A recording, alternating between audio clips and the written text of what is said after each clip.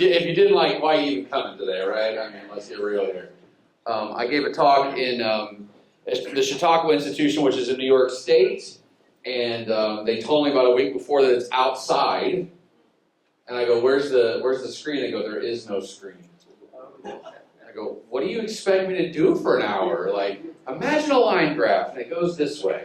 That was the weirdest talk I've ever given, I feel like. But today we got graphs. So just to sort of lay out what we're going to do today, the first session will be a broad look at American religion over the last 50 years or so to kind of get us oriented to who's up, who's down, who's big, who's small.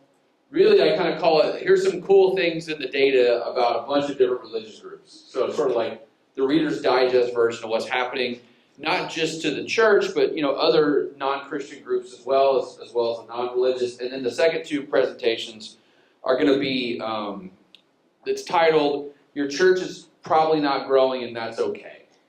And that one really comes out of my own experience as a pastor of 3 churches, 2 of which don't exist anymore, and speaking to pastors on a regular basis who tell me their church is smaller today than it was 20 years ago, and most certainly will be smaller 20 years from now. And sort of how do we wrestle with that? How do we live in that reality that most churches in America are not growing? Actually, it's odd if your church is growing, statistically speaking. So, Randy, you run an odd church where Randy's at. That's actually growing. So, congratulations on being weird. All right, slide. Hey, look, there's a lot of lines. Look at that. This is how we in the social science world classify American religion. We create 6 categories, and these are based on denominational affiliation, by the way. So if you say that you're Southern Baptist, we say you're evangelical. If you say that you're United Methodist, we say you're mainline. There's a whole list out there, and I can send it to you if you'd like, and it's way in the weeds of how we do this. We could fight all day long about how we classify denominations. Let's not do that today, though, huh? Let's just go with it, all right? So you've got 6 traditions. You've got 3 in the Protestant tradition. You've got evangelical, you've got mainline, and you've got the Black Protestant Church, which is down there at the bottom, that purple line. I'm going to go into each of these in just a minute in a little more detail. And then you've got other, and other is literally everyone who's not a Christian or not non-religious gets thrown in the other category. Because frankly speaking, there's just not that many of any of those groups to do a whole lot with individually, unless you have a huge survey. So for instance, Jews are 1.5% of the population. Latter-day Saints are 1% of the population, right? You can't do a lot with those groups by themselves. So we sort of throw them in that yellow line for other. And then the last group is that reddish line, the nuns. And that graph right there is the one that really started my career, is just pointing out that the nuns have risen so exponentially, and now we're the largest religious group in America. I tweeted that out in 2019, and my career took a different turn because everyone and their brother wanted to ask me about non-religion in America and why it was happening, why people were leaving religion so quickly. So slide. Oh, evangelicals. Do you know what an evangelical is? Good, because I don't at this point, and I do this for a living. This is evangelical by affiliation, okay? And I'm going to show you more about this in just the next couple slides, but really evangelicals are 3 groups make up 80% of all evangelicals, okay? Southern Baptists, Assemblies of God, and non-denominational Christians. We classify non-denominationals as evangelicals by default. And not to say that they're not, some of them are not evangelical in their orientation, but the vast, vast majority of them are evangelical in their orientation. I love this graph because this graph is like a Rorschach test for people and how they think about data. You guys know, like those ink blot tests they used to do in the site. I don't know if they do those anymore. I see a dog, or I see a person. It's like when you're a kid and you're like looking at clouds, and you're like, I see a dog, and your mom's like, yeah, I see a dog too. You can find in this graph whatever you want to see in this graph, which is what makes stats a whole lot of fun. If I show this graph to my non-religious friends, particularly my atheist friends, what they'll point out is they'll look at that 29% number in the early 1990s and then look at the numbers in the last couple years and go, ha, look, evangelicalism is in decline in America. And that is empirically a true thing to say. You know, numerically speaking, there are less evangelicals in America than there were in the early 1990s. That's absolutely true.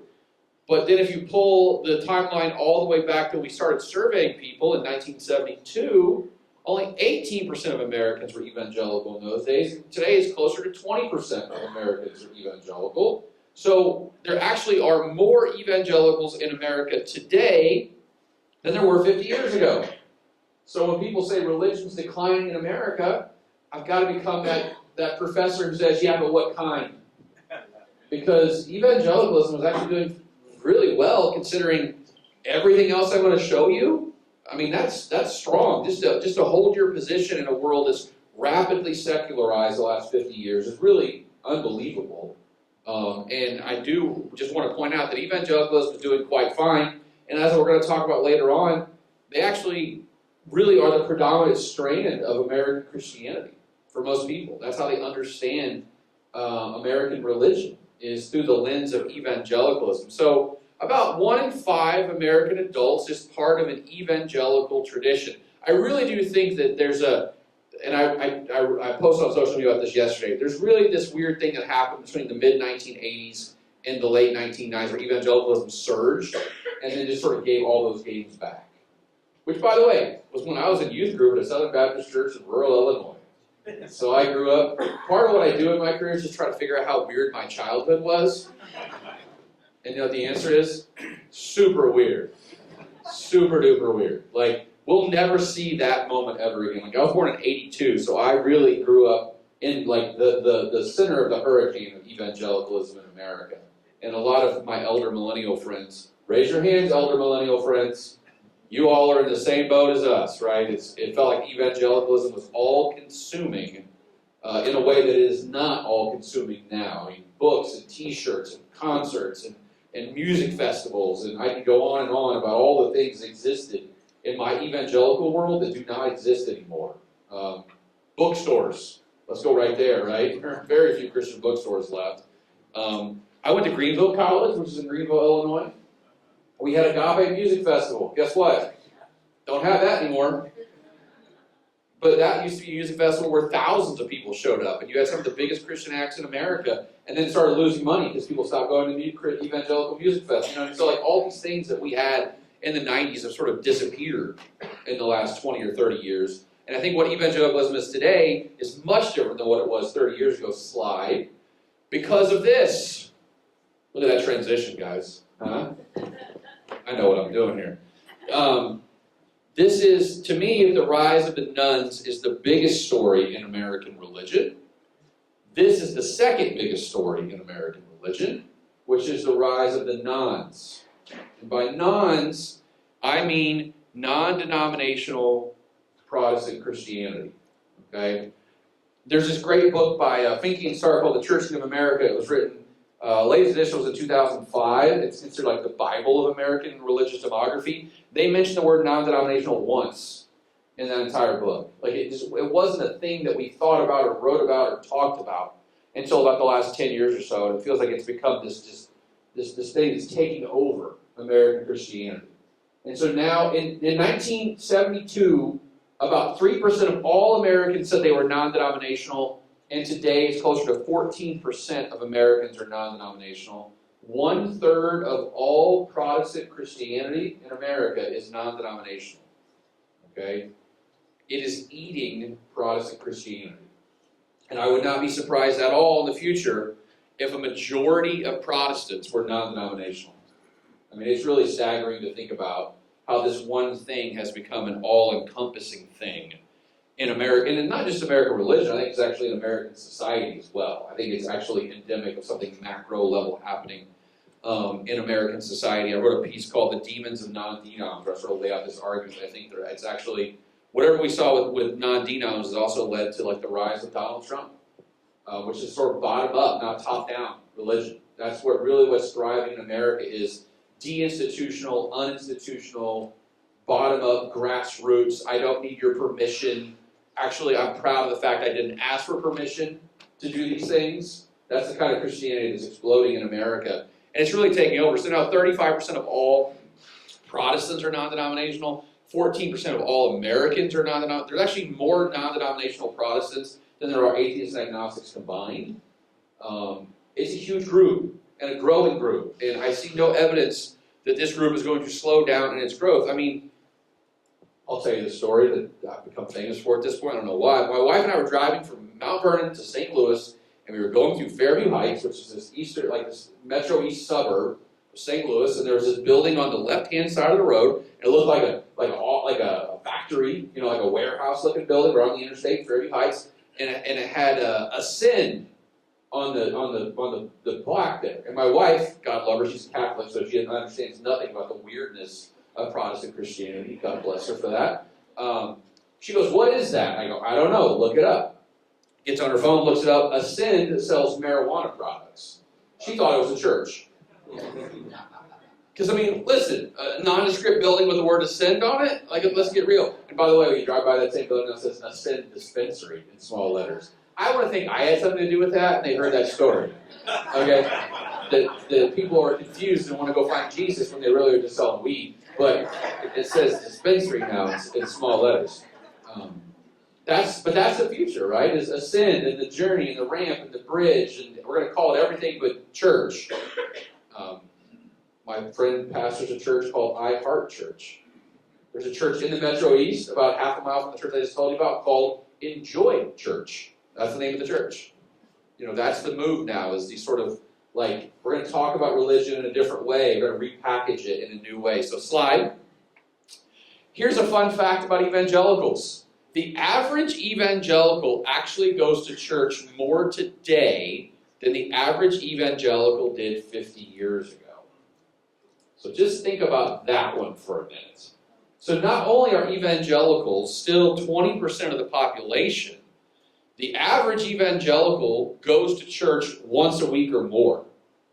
It was 42-ish% in 1972, and today it's 55% of evangelicals go to church weekly. So not only have they sort of held steady over time, the average evangelicals actually become more devout over time. So, this idea of the people who are still hanging around evangelicalism believe in this stuff more now than the evangelicals of 50 years ago. I think there's a good reason for that, because evangelicalism is a very different, unique understanding of American religion. You can be a halfway evangelical in 1972.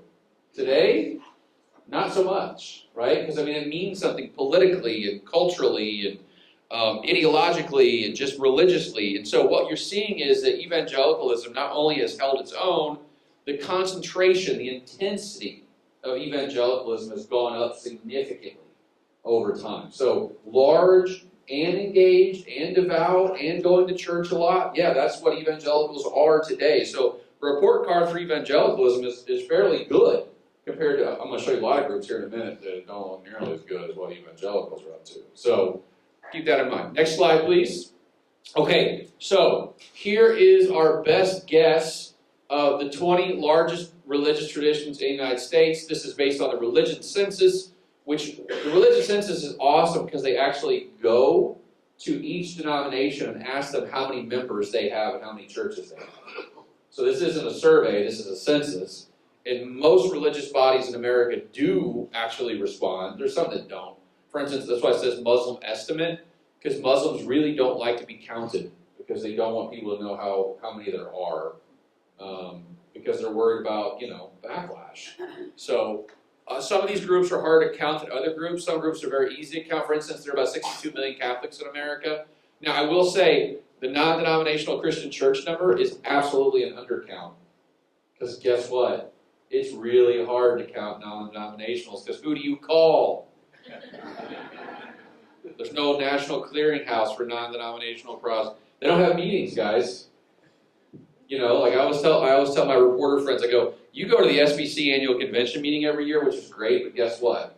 The non-denoms are 3 times that size. And they don't have a meeting.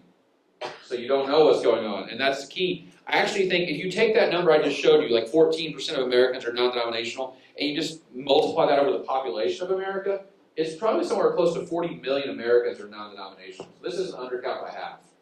So just think about 40 million people. Just think about what that means numerically speaking. For every one Southern Baptist, there are at least 3 non-denominational Protestants. And yet the SBC has all this sort of like power and cachet in this world that I really don't think they don't need as much of it now. They don't deserve as much of it now, frankly, because they're becoming less and less important every year, and non-denominationalism is becoming more important every year. That United Methodist number is not right because it's before the split. Now it's 4.5 million United Methodists. LDS are 6.7 million. Fun fact about LDS, there are actually more Latter-day Saints living outside the United States than inside the United States. Only 40% of all Latter-day Saints live in America. They're huge in places like the Philippines and Brazil. It's a very interesting religious group. They do a lot of evangelism, as you guys can probably guess. But then you can see a bunch of other groups there. Evangelical Lutherans, Assemblies of God, Jehovah's Witness. Episcopalians are 1.5 million. Look at all the churches of Christ. They're hard to count. It's a hard group for me to get my arms around. And then I was an American Baptist for 20 years. We're 1.25 million. I'm telling you right now, it's way less than that in actuality. Many of these groups, the number is a vast... My favorite is when I post stats like this, it goes, I know my denomination overcounts. Like you're the only denomination that overcounts. I don't know any denomination that actually does not overcount significantly. Okay, we all do it. It's easy, it's fun, makes you look bigger than what you are. It's fantastic. So all these numbers are the most optimistic version of what the actual number is, not the real number. But guess what? I'm not going to go to the Episcopalians and tell them how wrong they are. So you can try and see how that goes. So slide. Okay, mainline Protestants. Do you guys know what a mainline Protestant is? This crowd probably won't, but I will describe you a mainline Protestant. So, mainline Protestants are the flavor of American Protestant Christianity that is not evangelical. So there are groups like United Methodists, Episcopalians, United Church of Christ, Disciples of Christ, Evangelical Lutheran Church of America, Presbyterian Church USA, American Baptist Church.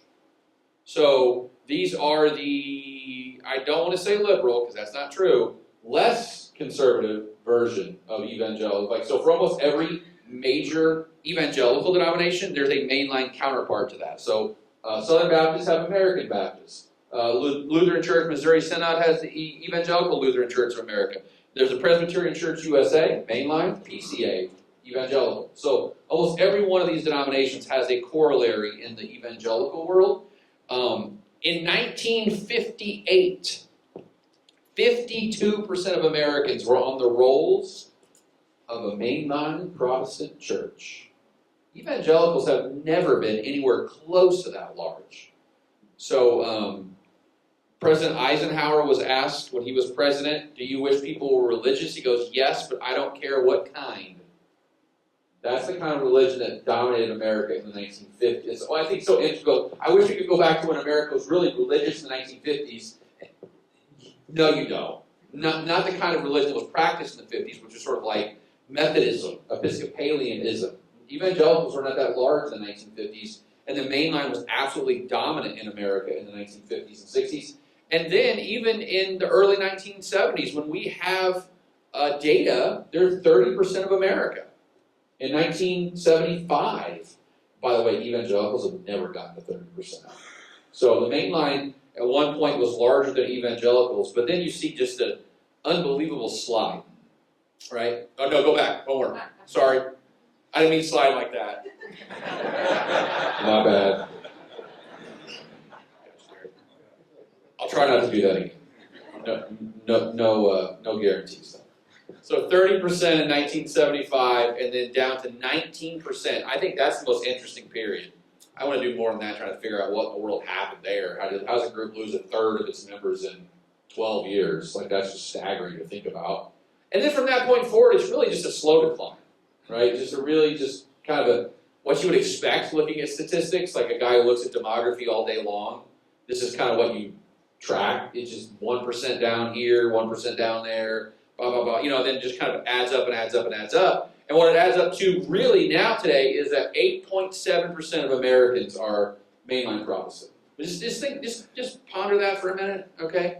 In 1958, a majority of Americans were mainline Protestants, and today it's 8.4% of Americans, 8.7% of Americans.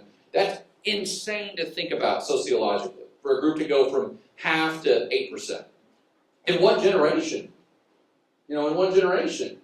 And if you read The Vanishing Church, I kind of talk about, the decline of the mainline and what it's meant for American religion, American society. I think in many ways, a lot of the political problems we're facing is because the mainline has receded so dramatically in American life. I say that as a mainline Protestant, as a guy who's a proud mainline, goes to Methodist Church now. I think the mainline has a lot to say and a lot to provide for America, but they don't exist anymore. And slide, see that? They're not going to exist anymore in the future. I'm going to talk about this a lot more in the second session, or the second and third session today.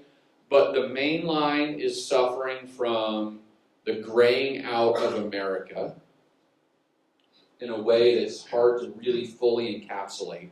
So the three churches I was part of, first I was a youth pastor, so I didn't really preach to the whole congregation. Second church is called Ward Street Baptist Church in Marion, Illinois. I took the job at 23 years old. I was the youngest person there by 40 years, which is weird because they were all my grandparents in terms of age, and they treated me like their grandchild many times, which was weird. My favorite story is they wanted me to preach in a suit, which seems so weird now, and I had one suit. And about 3 weeks into my preaching tenure at Border Street, one of the older guys in the congregation comes to me and goes, "Ryan, how many suits do you own?" And I said, "One." And he goes, "Here's $100, buy another suit." I didn't have the heart to tell him $100 is not going to buy a very good suit. But I bought a suit. So I had two suits for a while. And now I own one suit again. It's not the same suit I owned back in 2006. But that's the problem. And then the second church, the church I pastored for 17 and a half years till we closed, when I took over that church, we had 50 people, and the average age had to be 60s or 70s. Had to be.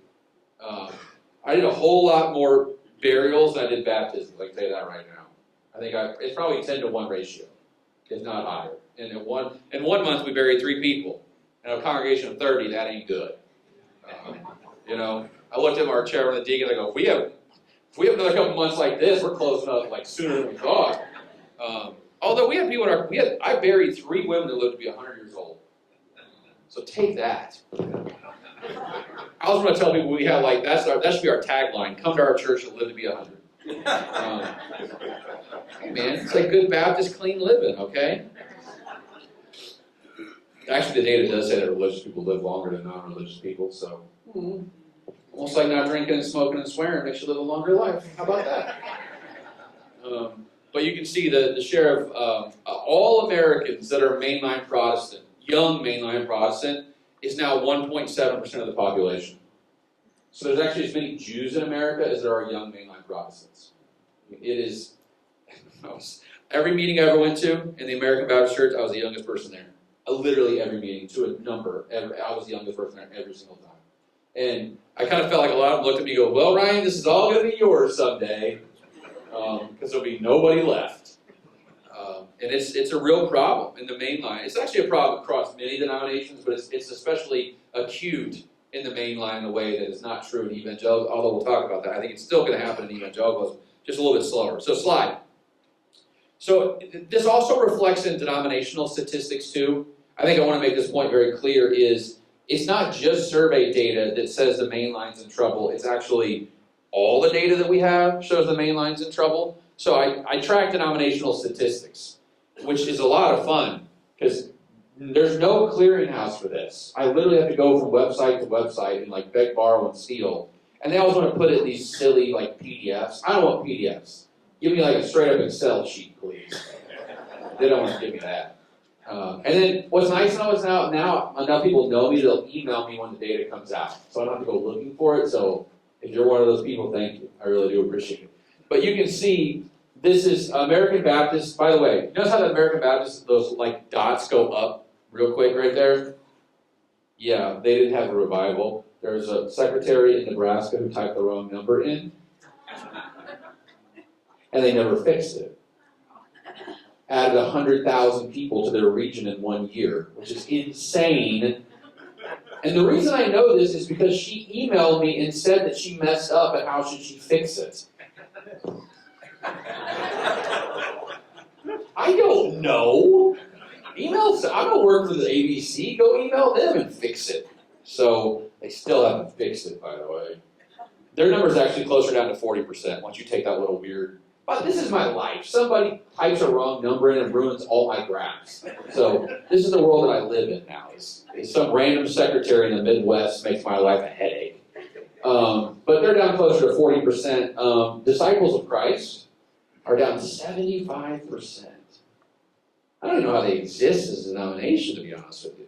Right? Like, how do you, this is between 1987 and 2022, you know what I mean? Like, this is not like a 70-year time horizon, this is a 35-year time horizon. Lost 30, they lost 3/4 of members. Evangelical Lutherans down 45, Presbyterian Church USA down 62, the Episcopal Church is down 36%, United Church of Christ is down close to 60%.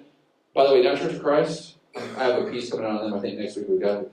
You know how many seminarians they graduated last year in the entire United Church of Christ? 4,400 churches, they graduated 85 seminarians. 85 out of 4,400.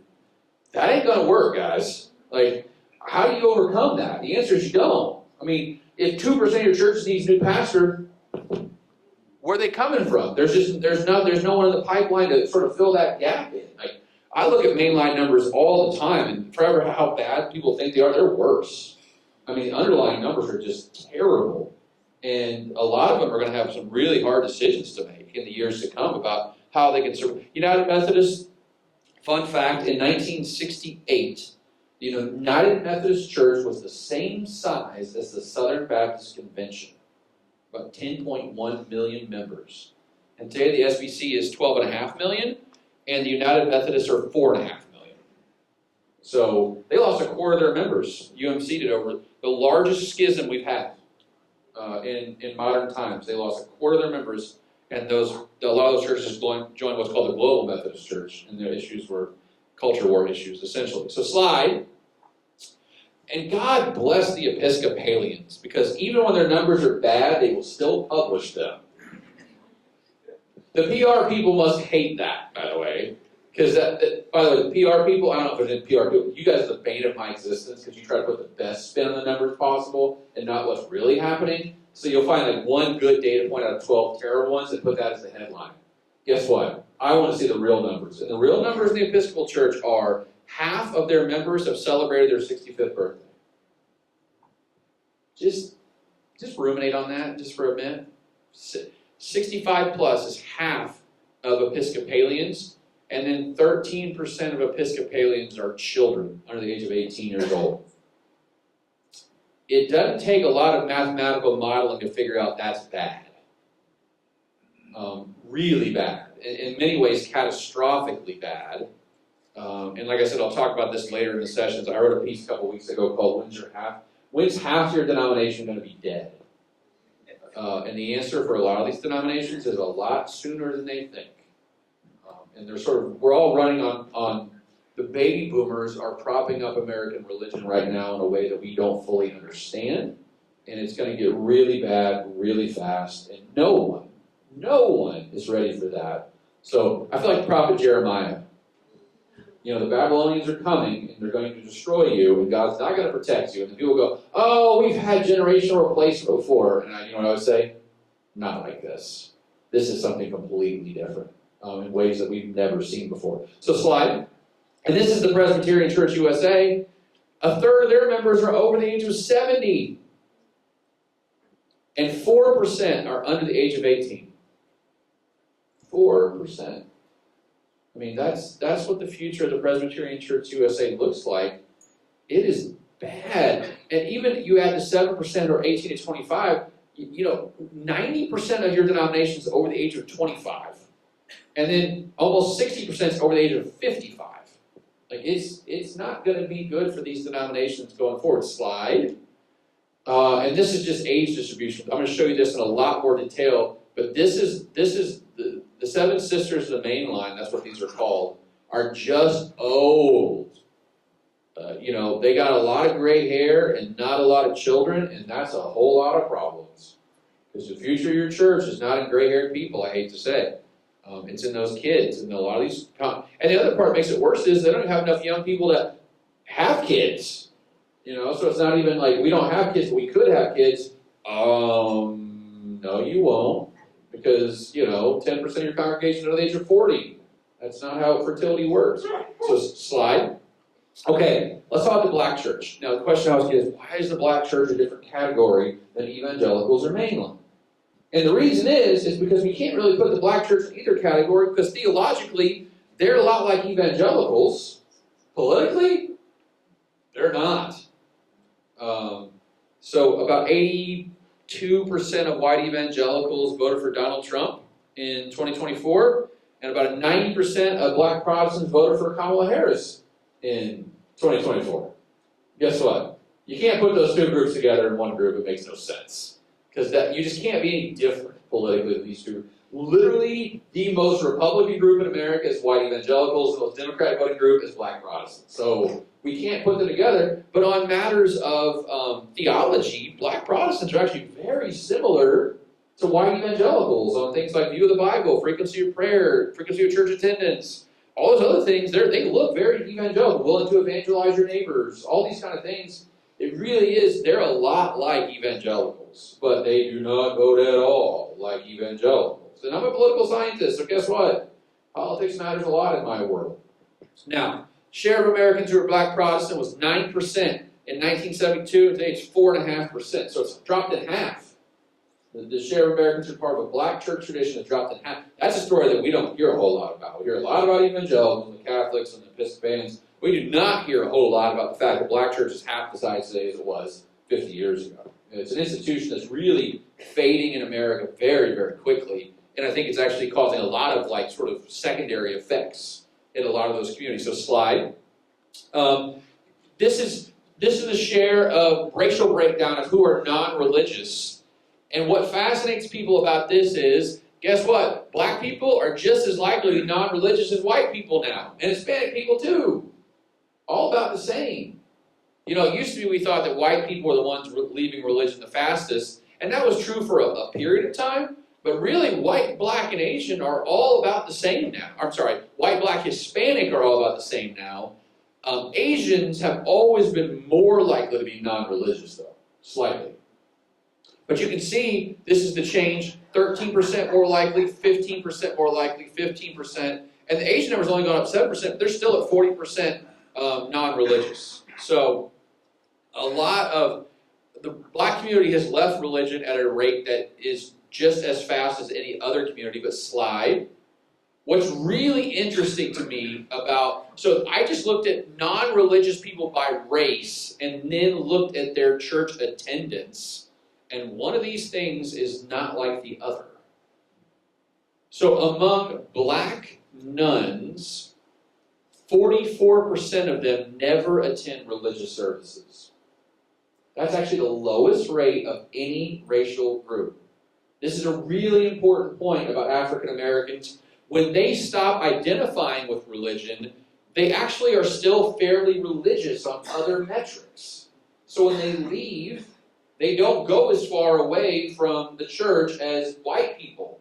When white people leave, they leave. They stop going, they stop identifying, they're just done with religion. So only 44% of black people who are nuns never go to church. Among white people, it's 70%. Among Hispanics, it's 62%. So there's still a lot of sort of cultural religion that's attached to African Americans. Even when they stop identifying as Christians, they still don't leave religion entirely. So slide. And this is fascinating to me because so if I just look at non-religious people, among white people who are non-religious, about 20% are atheists, about 20% are agnostic, and 60% are nothing in particular. But look at black people. There are hardly any black atheists in America. Much, much different. Very few black agnostics in America. Only 10% of black nuns are atheists or agnostics. 90% of them are nothing in particular, which if you read my first book, The Nuns, you realize that nothing in particular are way more warm toward religion than atheists and agnostics are. So when they leave, they just don't go that far. So I actually think there's a lot of opportunities there. in the black community, even though the share of nuns has risen among black people pretty dramatically, the composition of those non-religious African Americans is actually fundamentally different for black people compared to other racial groups. So the black church is declining, but it's not like they jumped all the way to the other side of the religious spectrum. They sort of kind of hung out in the middle of the religious spectrum, sort of ambivalent about religion. So slide. Okay, Catholics. Everyone likes to complain I don't like Catholics. I don't know what that is. My wife's Catholic. We were married in a Catholic church. My oldest son was baptized or confirmed Catholic 2 weeks ago. I go to Mass 30 times a year. Yes, I go to Mass 30 times a year, and I can't take communion. Yes, it makes me mad, but here we are. But I'm a good husband, okay? So I go to my Methodist church, and then I go to the Catholic. I get extra religion on Sunday morning. All right, so take that. When I was in college, I would go to chapel Monday, Wednesday, Friday. I go to Vespers on Thursday. I went to Wednesday night Bible study because I'm a youth pastor. I went to Sunday morning church. And look how I turned out. That's a lot of church, guys. Probably too much church. But Catholics, I love showing this graph because the Catholics look at it and go, hey, not bad. I go, yeah, hey, not bad. Wait just a minute, though. It's going to get worse. The share of Americans who are Catholic is hung right above, it was above 25% for a very long time. Really just sort of vacillated up and down. But I think probably 26, 27% of Americans were Catholic all the way through 2010. Which is really amazing when you think about how much religion changed during that time period. The Catholics just hung around above 25%. But then you can see this in multiple data sets, the share of Americans who are Catholic has noticeably declined the last 10 or 15 years. And so share of Americans who are Catholic today is around 22%, probably a 5-point decline from just 10 or 15 years ago. So Catholicism is down in America. Small amount compared to other groups, but still down. Next slide. But here's the bigger story about what's happening with Catholic. One of these things is not like the other, right? I showed you that evangelicals are more likely to go to church today than evangelicals were 50 years ago. Black Protestants are about the same. The mainline Protestants have never gone to church that much, and they still don't go to church that much. But I say this as a mainline Protestant, by the way.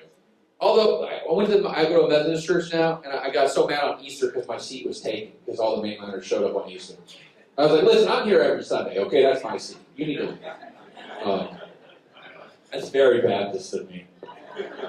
That corner seat is my seat. When I usually come, there's not anyone within 3 rows of me, and then on Easter, I couldn't even find a seat. Ooh. Catholics. 50% of Catholics went to Mass nearly every Sunday back in the 1970s, and today's less than 25%. So that top number, the previous number, looks good-ish. This number looks bad. So the share of Americans who are Catholic has actually held fairly steady, but the sort of devotion of those Catholics has dropped significantly over time. A lot of cultural Catholicism. Right? People are Catholic because they, like my wife's maiden name was McCormick, for goodness sakes. All right? I grew up in Philo, by the way. Anybody know where that's at? Yeah, my wife's grandmother was the mayor of Philo in the 1990s. How about that? Very Catholic community in Philo, right? It's Catholics own Philo, Illinois, it feels like. But guess what? A lot of those Catholics don't go to Mass. It's just not something, I guess, but a lot of them still identify as Catholic. Right? Because their family, that's their lineage, their heritage. It's almost become like Judaism in a way. Where it's like you are Catholic because your family's Hispanic, Italian American, Irish American. Those are kind of groups that say they're Catholic and don't really go to Mass that much. So 25% of Catholics go to Mass, a decline of half since the 1970s. Slide. And here's what's fascinating to me. People always go, why? Why is that happening? And the answer is really simple, which is the next generation of Catholics is less religious than the prior generation of Catholics. To me, this is one of those huge puzzles in American religion that I don't have a great answer for. It's not that each generation is going a lot less, as they age. Actually, the data says that people go to church as much, for instance, boomers go to church today as much as they did when they were in their 30s and 40s. So their attendance has actually not changed. So why is overall religion declining in America? It's because the next generation is less active than the prior generation. That's really the answer. And why that's happening, I have no idea. But it's you can see it like boom, boom, boom. Like every line is lower than the prior line, and in a noticeable way too. And so like boomers were more religious than X, and X is more religious than millennials, and Gen Z, guess what? Is less religious than their parents. Like that's just how things have gone in American religion. So what generation do we blame for religious decline? The next one. Right? It's always the next one's fault. It's never our fault, which, by the way, it's everyone's fault. Every generation is less religious than the prior generation. So it's not one generation or the other. Slide. So this is the composition of all Christians over time. This is why I think evangelicals matter so much in the discourse when they didn't matter as much 50 years ago. They were 20% of all Christians were evangelical Christians in 1972, and today it's 35% of all Christians are evangelicals, and Catholics are about the same share. So almost 3/4 of all Christians in America are evangelicals and Catholics. In the 1970s, that was only half of all Christians. And then you can see the main line has gone from 33% to 17% of all Christians, and the black church has gone from 16% to 12%. So guess what? Young people have no conception of American Christianity that is not evangelical Christianity. Like, my students have no idea that there are, Methodists and Episcopalians or anything like that. All they know is sort of the ascend and the journey and the Southern Baptists. That's how they understand American religion because, look, that's the dominant expression of Protestant Christianity in America is evangelical Christianity, which I think is actually a burden and a curse. Many times, because what evangelicals do is what the world sees all Christianity as being, rightly or wrongly. That's just the way we're perceiving the world right now. So slide. And then you've got the nuns. I call this the hockey stick graph, because it kind of looks like a hockey stick. Like if you ran a venture capital fund, guess what? This is exactly what you want to see with your companies. Right? No profit, no profit, no profit. Oh, wow, lots of profit. Right? Like things go up and up and up. And it all happened in the early 1990s.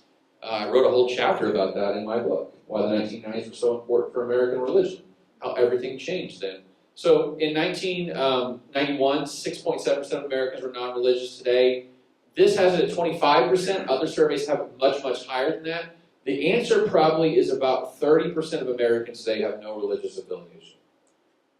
30%, that's a lot, right? 30% mainliners were 30% back in the 1970s. Evangelicals have never gotten to 30%. 30% is a lot of people. 30% represents about 115 million Americans are non-religious. Just think about that. 115 million Americans. That's 3 times the size of the state of California. It's a lot of people. It's the biggest shift in American religion. It's affecting all of us in different ways. Slide. And here's what's fascinating. I wrote about this in the nuns, so I'm just going to touch on this briefly. When people hear non-religion, the one thing they think is like atheist agnostics, atheist agnostics. Well, guess what? Most nuns are not atheists or agnostics. If you put 5 nuns in a room, one's an atheist, one's an agnostic, 3 are a group we call nothing in particular. 1 in 5 Americans are nothing in particular. They look at all the options on religion, Protestant, Catholic, Jewish, Muslim, atheist, agnostic, and they just sort of shake their heads and go, nope. It's the none of the above is what their response is to religion. They don't want to be atheist, agnostic, but they're not Christians or Jews or anything else either. That is 1 in 5 Americans. 3/5 of nuns are nothing in particular. Among young people, 18 to 22, the most popular response option to the religious affiliation question is nothing in particular. 1/3 of them say they're nothing in particular. Okay? This is, when people act like there's a growing number of Americans who just hate religion, well, guess what? There's a growing number of Americans who are just apathetic about religion. That's what's really happening here. And unfortunately, atheists get all the airtime. And they're a very small fragment of America, yet they get all the thoughts. All right, next slide. Okay. Hey, is there a religious revival happening in America? No! I get asked this question literally every day. I feel my email going off in my pocket right now. I guarantee it's a reporter asking me, "Can you talk about Gen Z religious revival?" Guess what? It's not happening. It's not happening. And guess what else I know? The share of Americans who are non-religious will continue to rise in America because guess who's going to die? Those top two squares right there. And guess who's going to replace them? The bottom square down there. And so here's all it would take for American religion to stay at 30% nuns right now. About 12% of millennials need to find God, and about 15% of Gen Z need to find God in the next 10 years. That's not going, I mean, listen, I believe in the Holy Spirit, I believe in all these things, but I also believe in the data. And we've never seen something like that happen in the history of America, well, at least since the Second Great Awakening. We don't have data on that, by the way, it's all anecdotes. There's just nothing in the data that points to anything. Gen Z is the least likely to believe in God without a doubt. They're the most likely to never attend religious services. They're the most likely to be non-religious. I mean, I can go down the list, guys. I've looked at data. Oh, well, in the last 6 months we've seen a surge. No, we haven't. I mean, it's just not there. The nuns are going to continue to rise because Gen Z is going to replace the boomers in silent generation when they die, and they're a whole lot less religious than the prior generations. So the share of Americans who are nuns is going to continue to rise from 30%, probably in the low 40s, if not mid-40s, is where it's going to end up someday. 45%. When I die, probably 45% of Americans are going to be non-religious. So that's just the statistical reality we're facing with the nuns in America. Slide.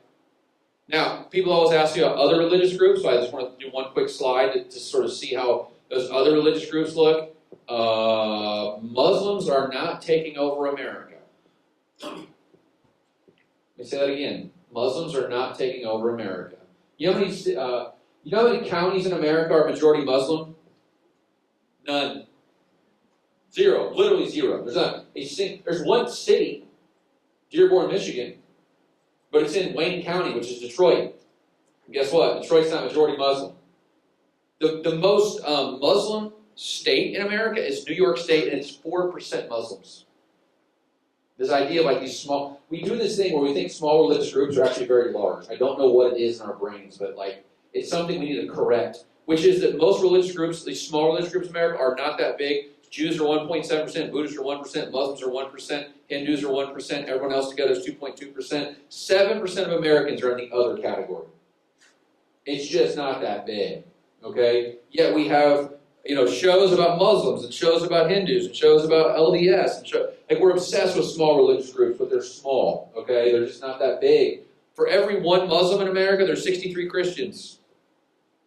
That's just what the data says, okay? So we need to put these groups in proper perspective. They're just not that large. Slide.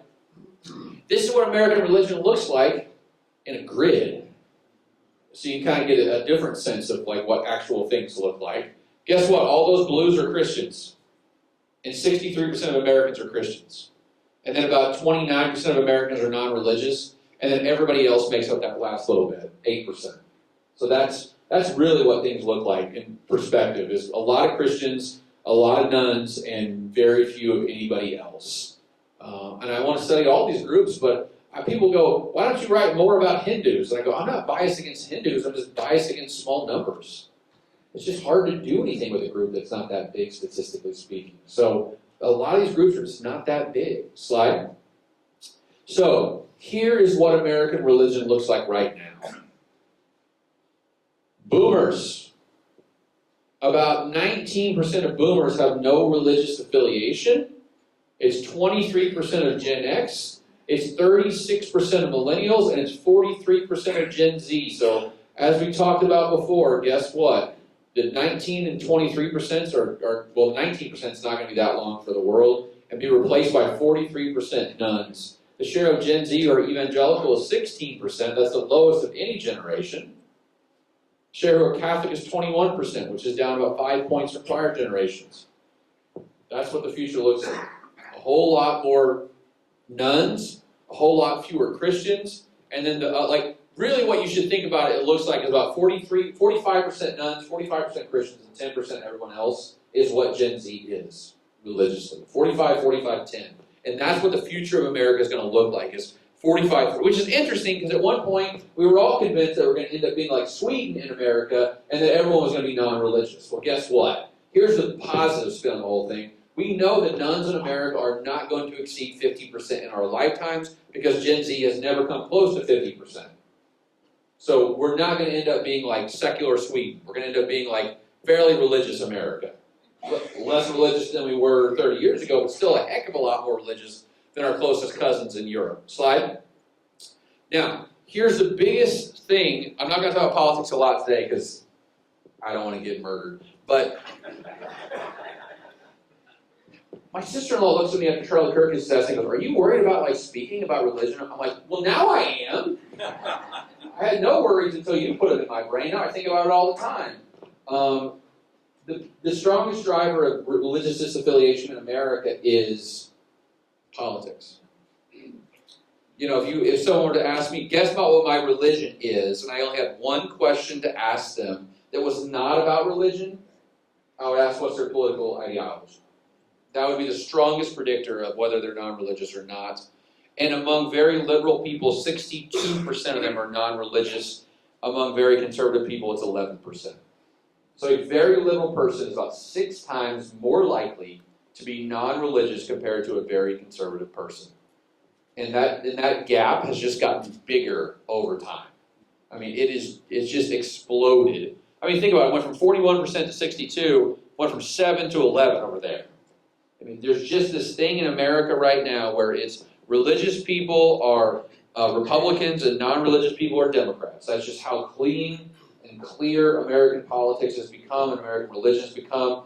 And among young people, this is even steeper.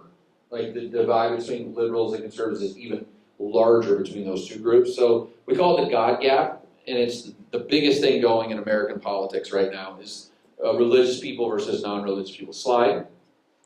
And part of this has to do with the fact that no one's ever trusted religion that much. That's what I love about this. We act like, well, people don't really like religion now. Guess what? They really didn't have a whole lot of confidence in it 50 years ago. The most popular answer has always been only some confidence in organized religion, but what you do see is a rise in the hardly ever category. Right, going from 18% to about 35% today. I want to talk to these people who have a great deal of confidence in American religion, because there's not many of them. Slide. I do think, though, that it's not entirely about American religion. I think that we just lost confidence in every institution in America, and religion is part of that. This is an important point I want to make, is do I think people are especially distrustful of American religion? I think it's actually complicated. So what I did was I looked at confidence in religion with the orange line, and then every other institution in the blue line, and I really think there are 3 eras the last 50 years. Era 1 is when people had more confidence in religion than other things. Era 2 is when they were sort of about the same. And then in Era 3, which begins right around 2005 or so, people now have more confidence in everything else than they do in American religion. So I do think it's true that in the last 20 years, confidence in American religion has declined faster than confidence in the media, unions, banks, big business, everything else. So yes, I do think we are in a slightly different era. But you notice what direction both those lines are going in? Down. We're just a distrustful society. We do not have confidence in institutions and organizations at all. And guess what religion is?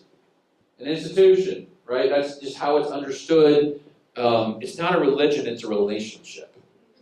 Guess what? It's a religion. It's okay. That's how people understand American religion. Slide. And this is, by the way, I love the fact that even only 22% of evangelicals said they had a great deal of trust in organized religion. So even people who go to church don't trust it that much. Well done, guys. Killing it. Black Protestants are way high, 38%. But even look at mainline Catholic, 17, 18, 22%. Even religious people don't have a lot of trust in American religion, which is fascinating to me because, like, why are you going if you don't trust it? But what do I know? We just do not trust things very much in America. Even religious people don't trust religion that much. Slide. Oh, nowhere graphs. Cool. I'm sure you guys have no questions, right? I'm going to sit down. If you've got a question, just yell it out, and then I will repeat it in the microphone. And then I'll try to answer it with some convoluted answer that I really just want to say what I want to say. Because that's how I do these things. Questions? Yeah, go ahead. So last year's so-called small revivals on university and college campuses didn't amount to much statistically. Is that what I understand? Yeah, so this is something I get asked about a lot. Is I see these stories, right, of like, this college campus had this revival, and this church is up, 200% in attendance, and those kind of things. I don't discount the veracity of those reports, but you've got to understand that like macro level change takes a lot more than, we had, like for instance, Notre Dame has this huge story. They had twice as many catechumens this year compared to last year, which is, a good deal, right? They went from about 45 in a good year to 90 this year. That's 90 out of a student population of 24,000. That's a rounding error, right? Like in the grand scheme of American Christianity, that's a round. You're talking about. So let's just walk through this, right? So right now, about 25% of Americans say they go to church every week. 25%. Let's say a revival would be to go to 28%, which would be the weakest revival ever. But let's just say that's what happened. You know how many Americans have started going to church just to go from 25% to 28%? About 12 million. 12 million people across 300,000 Christian churches, which means that every single church in America would add 30 new attenders today they did not have a year ago. You know what the average church attendance is in America right now? 70. So, yes, I do believe that churches like Windsor Road are seeing new people being added. But for every Windsor Road or Church of the Highlands or, Church of the Valley or whatever it is, you would need to see a church of 70 go to 100. And you need to see that happening literally thousands of times across America to move the aggregate number up just 3 percentage points. Just 3 points, right? The most clearly way I can say this is, if there was an actual honest-to-God religious revival, mass religious revival happening in America, you wouldn't need me to tell you about it. You would see it, you would feel it, you would hear it, and literally almost every pastor you talk to go, man, my church, we had 12 new people show up last Sunday, and we had 20, last week, we baptized 100 this year. Like, it would not just be like, oh, I heard that one church, or that one ministry, or that one thing growing. It would be hundreds of stories and thousands of stories about that happening, and that is just not happening wholesale. You got to think like the Catholic Church is 62 million people. How many people did they bury last year? Hundreds of thousands easily. So just to keep your boat level, you have to do one baptism for every burial, and that's not to make the number go up. That's just to keep the number level. So, I'm not, people think I'm like something like, I would love to write a book called The Coming Christian Revival because it would sell 100,000 copies. And I wouldn't be able to sleep at night. Because it's not true. Like, it's just not in the data. And the thing about this whole deal is I can't model the Holy Spirit, right? That's something that is ineffable, undescribable, defies the bounds of statistics. And everything about revival, which I think is really interesting, is it makes perfect sense in reverse. You can predict it after it happens, which is not even, you can explain it after it happens. You can't predict it before it happens. We can have a religious revival tomorrow in America, and I don't discount that reality. My job is to count people, and my job is to tell the truth. And the truth right now is we're just in a period of stasis when it comes to American religion, but it's going to decline in the future unless something radical happens among young people, in which I'm just not seeing at a level that would justify that narrative. So, and that's not to say there's not a lot of media accounts out there who want to drive this narrative. That's what makes me the most angry, is they realize they're getting clicks and likes and retweets and shares and money by basically lying to you. And that's what makes me really grumpy, is because they don't care about the truth. And there are people on social media who go on certain news outlets and say things that are demonstrably empirically true, and then I respond to that on social media and they block me. Because they're not interested in telling the truth. They're interested in propaganda. I'm interested in the truth. And guess what? I would love to hear how these stories go, but I can't look at myself in the mirror and tell you something that I don't think is empirically true. My integrity matters more to me than selling books. And unfortunately, there's a lot of people who call themselves Christians who do not believe that.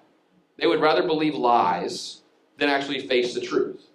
And I think that, to me, is the saddest thing of all, is I would rather people just face reality the way it exists, as opposed to just crafting this, shiny, happy people narrative of religious revival. So, that was a long-winded answer. I got preachy there for a minute. But what shall it profit for a man to gain the whole world yet forfeit his soul? That might be in the gospel somewhere. Question, go ahead. I'm curious about the data. I know you mentioned evangelicals lumped together Caucasian and all minorities. Mm-hmm. Is there data about minority churches evangelicals? Are they growing? So you put the black church differently, I understand that. Yeah. I'm curious if there's any data. Because I get reports from certain denominations, hey, we're growing in this minority churches and whatnot. I'm really curious what the data shows in the minority churches as opposed to the white churches. So the question is about, is it minority religion versus white religion, what's happening there? And the simple answer is the share of Americans who are Christians overall has gone down significantly over the last 50 years. Something like 90% of Americans were Christians in the 1970s, and today it's down to 63%. But here's a fun fact. The share of Americans who are non-white Christians went from 16% in 1972 to 18% today. So actually a larger percentage of Americans are not. So really the decline in Christianity in America is a decline in white Christianity in America. And part of that's just because white people are declining as a share of the country, but also white people are more likely to be non-religious. What we're seeing with a lot of these non-denominationals, and actually I think one of their huge advantages is because of their racial diversity. They are really striving to be diverse. And the one shining example I'll tell you denominationally is the Assemblies of God. The Assemblies of God is really the only Protestant denomination, large Protestant denomination in America that's grown. And by large, I mean over 1 million members. That has grown consistently for the last 40 or 50 years. COVID knocked them down a little bit, but they're coming back. And, they're a fascinating story, right? Because they don't fit well into the narrative. The narrative is like evangelical churches are growing and liberal mainline churches are declining. Well, Pentecostals, Assemblies of God, are theologically very conservative, but they ordain women, which sort of like cuts across like those two lines, right? But yet they're growing. So it's like I always want to tell my evangelical friends who tell me that story, I go, explain that then. Like, make that make sense to me, because it's not as simple as you think it is. And then even add to that the fact that Southern Baptist Convention has lost, 3.5 million people, and if anyone wants to call them liberal, we need to have a conversation about what liberal means. Okay? That's my favorite story. The SBC thinks their big problem is they're too woke now. They de-woke themselves, which is just so like divorced from reality. Go talk to like a reasonably educated person and go, I'm going to give you a sentence. I want you to fill in the blank. The SBC is declined by 3.5 million people because they are too blank. How many are going to say too liberal? Like, we just lost the plot, right, on what liberal and conservative mean. But Assemblies has grown because a big reason is because their racial diversity actually matches the racial diversity of America. They're really the only denomination that's managed to do that. And I don't even know how they've done that. I don't have a full picture. I don't think there's actually an advantage. Like, we're going to be diverse. I don't think it's like a goal that you should have, but it's a very nice thing to do. Like in terms of demography. They would say because of Holy Spirit. I'll say because of racial diversity. The big challenge I see with the Assemblies of God is their pastors still look like what America looked like 30 years ago, though.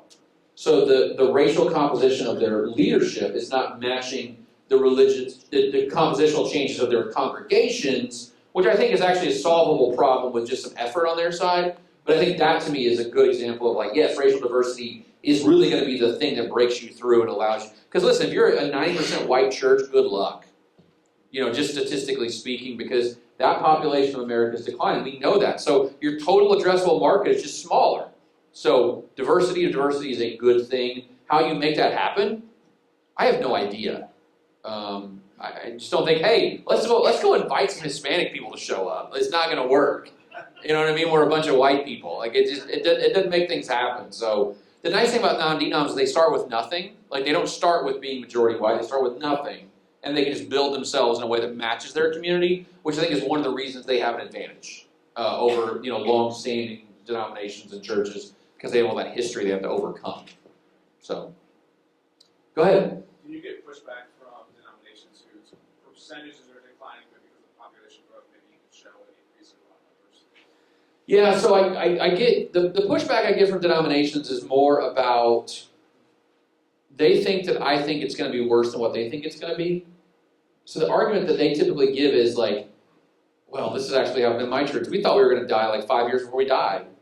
There's this amazing thing that happens when you get like near the bottom. It's like you scratch and claw and find resources and sort of like overcorrect and you can like survive for longer. That doesn't change the sort of the trend though of like, you're still got a whole bunch of old folks. Like, I don't care how much money you got, how much everything else you got, you don't have butts in seats, to be frank. And that's the only metric that matters to me. At the end of the day, like, membership is interesting, but like butts in seats is the only metric that really matters for a church, I really think.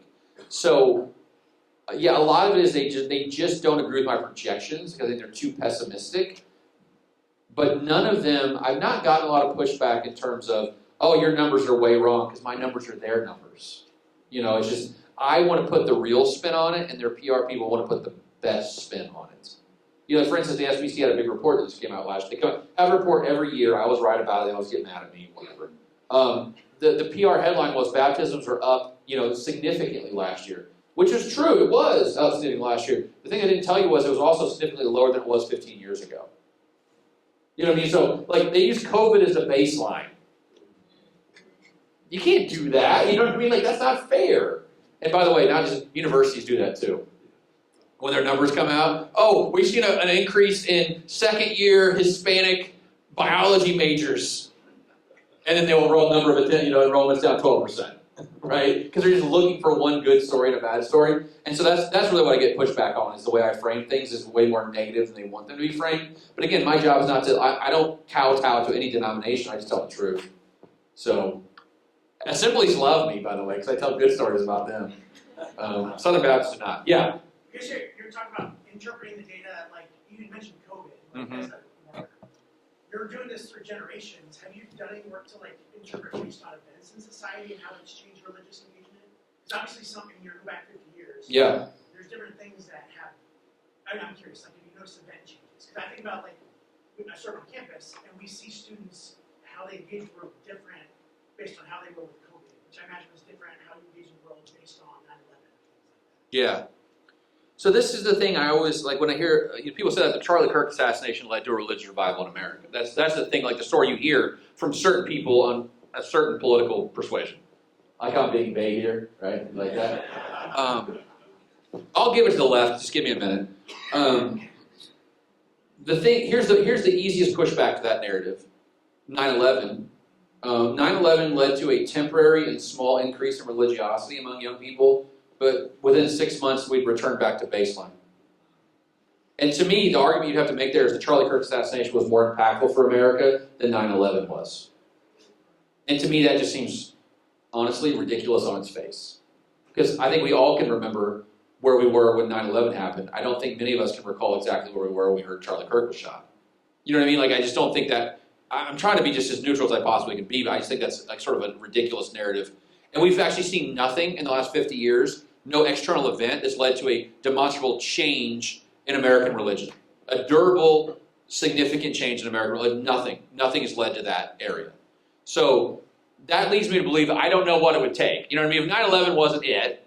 Well, I actually asked based on COVID, yeah, COVID. Okay, so let's talk about COVID for a minute, right?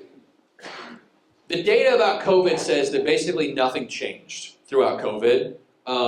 There are some, and I've done this, like I've looked at attendance metrics for like 4 or 5 different denominations, and what I did was I projected attendance in 2024 based on their pre-COVID numbers, and most denominations report attendance that's down between 5 and 8% from what it should have been if COVID never happened.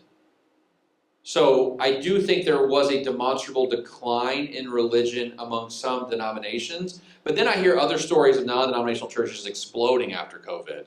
So I really do think, like at an aggregate level, COVID was sort of a wash when it comes to American religion. So for everyone who was like, man, I got to find God again because they, had time to think about life, there were a lot of people who got out of the church-going habit who just never went back. So I'm just not a big believer that COVID really changed the trajectory of American religion either way in a significant way. And even like this idea of like there's like 2 versions of Gen Z, there's 1.0 and 2.0, and Gen Z 1.0 is like they graduated high school before COVID, and 2.0 graduated or were in high school during COVID. I've not seen anything in the data religiously that indicates that those those are different, significantly different groups from each other. So all that to say is I don't think there's much when it comes to COVID. The narratives were fun, and I got involved in those as well, but I just think once I look at all the data, I just don't see anything there that makes me go, ooh, that was COVID. There's just not anything there on that regard. Yeah, last question, we'll take a break. Go ahead. I was just noticing, and what you were saying about the youngest generation, Generation Z, Mm-hmm. and that they are nothing in particular. Wouldn't it make sense that that's the target group for revival? That if they're nothing in particular because they haven't seen the evidence of truth, but if they saw the evidence of truth, that they return in mass numbers and let go of their nothing in particular view. Yeah, so it's a question about a lot of Gen Z are so much nothing in particular. Doesn't that mean they're much more likely to come back to church? I'll answer that in two ways. One is the data says that nothing in particulars are much warmer towards religion than atheist agnostics are.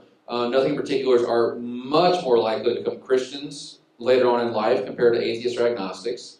So yes, there is some evidence that nothing in particulars are at least more open to the idea of religion. But to say it's about belief, I would push back on that. So the vast majority of Americans are raised to believe in God without a doubt. And I can't talk too much about this because I have a book coming out in 2027 where we surveyed 100,000 Americans. We asked them all kinds of questions about what their religion was at different ages. And a huge finding that comes out of that is very few Americans' beliefs change after they stop going to church. They're not stopping going because they stop believing. They're stopping going for other reasons. So, I am not a big believer that if we come up with better arguments for Jesus, more people are going to show up at church. I think there's other things at play, social things at play. Confidence in institutions, what we just talked about. I think politics is part of it.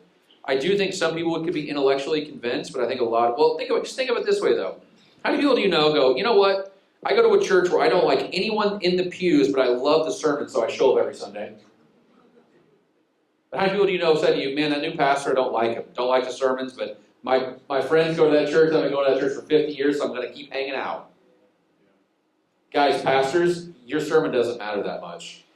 It really doesn't. I'm telling you. Because, guys, I've listened to my sermons, and you know what I thought to myself halfway through? First off, that's awful. And secondly, I don't even remember saying those words. So I preach the lectionary, which is like every 3 years you recite, you go back to the same text every 3 years. And I would be like, I'll go listen to my previous sermon. Then I'm like, I can't use any of that because it's terrible. And I don't remember any of that anyway. So I'm not a big believer that belief precedes behavior. I'm a bigger believer that behavior precedes belief. Getting them in butts and seats is the most important thing, and then belief. How many people do you know, I started going to church because my girlfriend was going to church, and I wanted to go, I wanted to be with her, so then I became a member. You know what I mean? Like those kind of things. When I was in youth group, I always told people, all my kids came for the wrong reasons and stayed for the right reasons. And the wrong reasons were free pizza and trips, and the right reasons were Jesus. So I'm a bigger believer in getting people in the door. All right, we are over time. It's 10:20. Take a 15-minute break. That sound good? Oh, I'm going to go lay down now. No, quick directions. 15-minute break, willing to be back right around 10:35. And we will let you be free. Bathrooms, they are...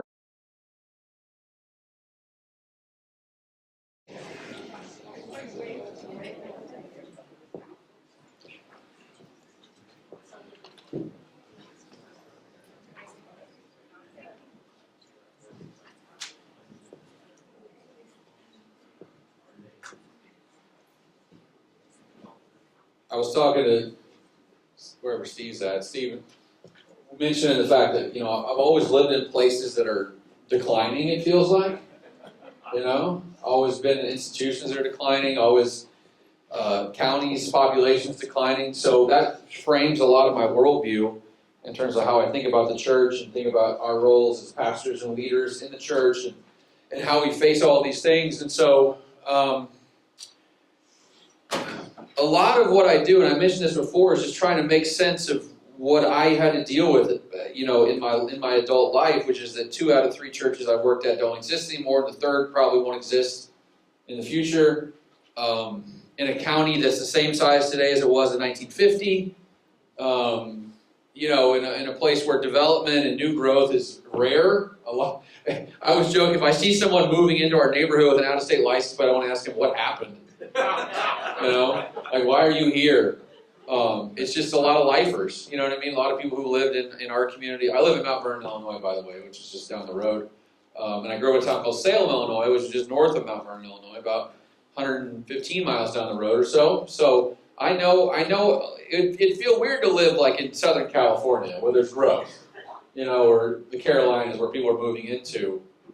And a lot of what the rest of the day is going to be is me laying out the fact that if your church is not growing, it's probably not your fault, which is a lesson that I can tell you now, and I want to believe now, but I could not convince myself of the truth of that message when I was pastoring churches that were failing, because it's all the leader's fault, right? You don't pass the buck. You don't blame anybody else. It's really you. You are the reason the church is failing, which I think can actually be a very caustic way to think about life.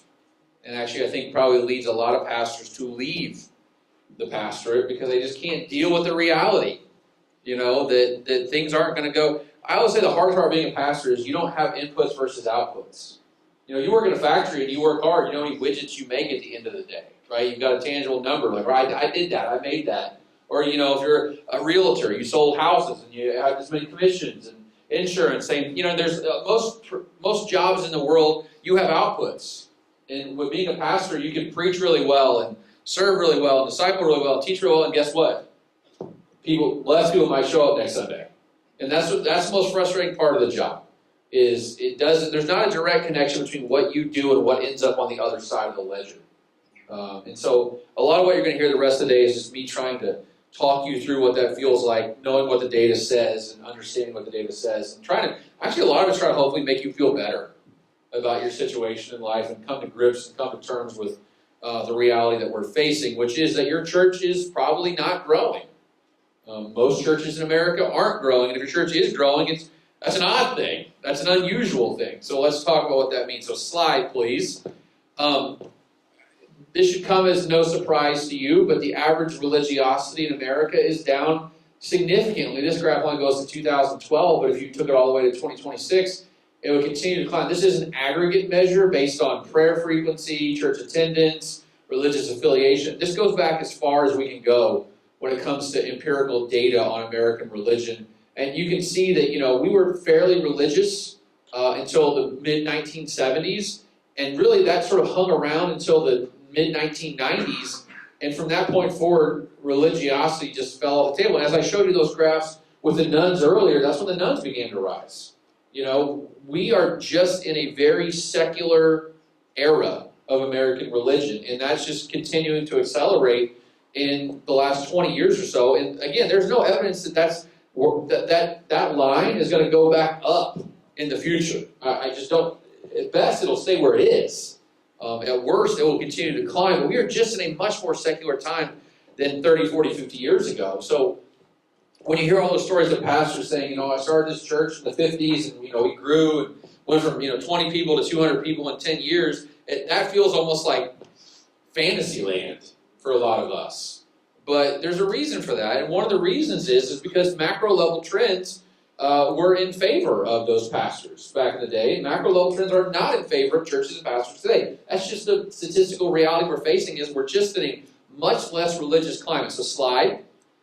We talked about this. I don't want to go over it too much, but you can see the nuns have risen exponentially. And really, there's only two kinds of Christianity that still exist in large number in America, which are evangelical Christianity and the Catholic Church. The main line has completely collapsed. The black church is half the size it was. So really, there's, and even Catholics, what we just talked about, even with Catholics, I don't think we can look at that and go, man, those Catholics are doing a great job.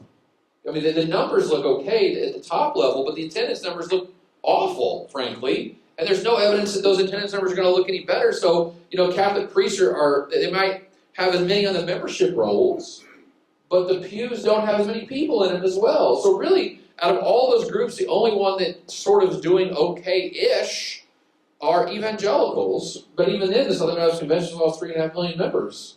So, there's just tons and tons of evidence out there that it's much harder to run a church, pastor a church, start a church, be a Christian today than it was 50 years ago. Slide.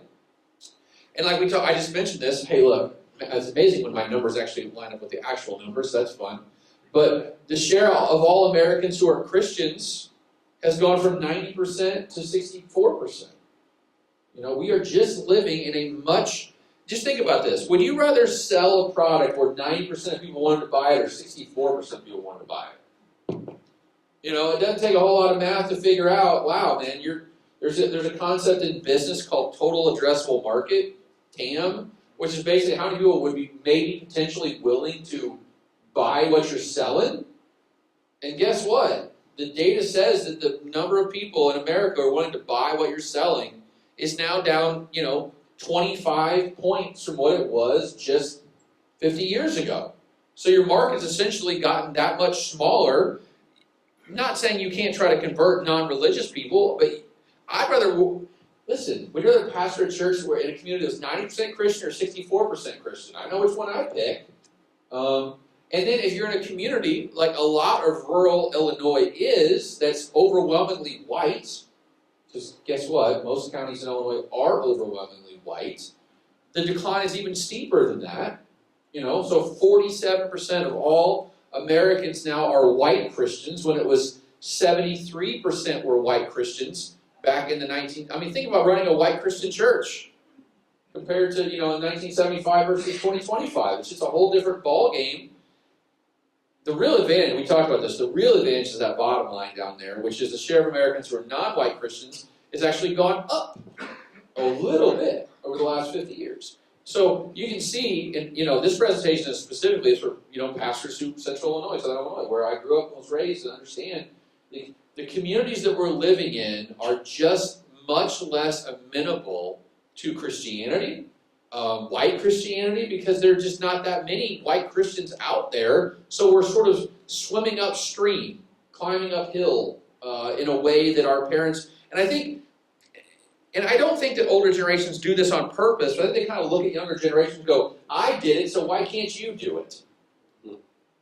I don't think they're not consciously being harsh. They just don't understand the context of what young people are facing versus, I will say this, if you want to go find a church to pastor and you're a young person, you can pretty much find a church in rural Illinois to pastor, because there's way more churches that need pastors than actually can provide pastors. So in that regard, you're in a good spot. The downside of that, though, is that church is probably 45, 50 people and doesn't got a lot of budget, not going to pay you that well, and you're probably not going to grow that church. So, you can find you a church, but the sort of the long-term viability of that church is much more in question than it was even 20 or 30 years ago. So Christianity has declined, white Christianity has declined. Non-white Christianity is actually holding fairly steady, though, right around 16, 17% of the population. Slide. And here's something that we don't, and I'm going to spend a lot of time on this session talking about how people are raised and how they switch religion into adulthood. Guess what, guys? A whole lot fewer people are being raised Protestant today than were back in the day. I think this is, to go back to that discussion of total addressable market, just think about that. Over 2/3 of people born in 1900 said they were raised in a Protestant household, and today it's less than 40% of people were raised in a Protestant household. So guess what the number one predictor of your current religious affiliation is? The religion in which you were raised. That has been true for all generation, all the time.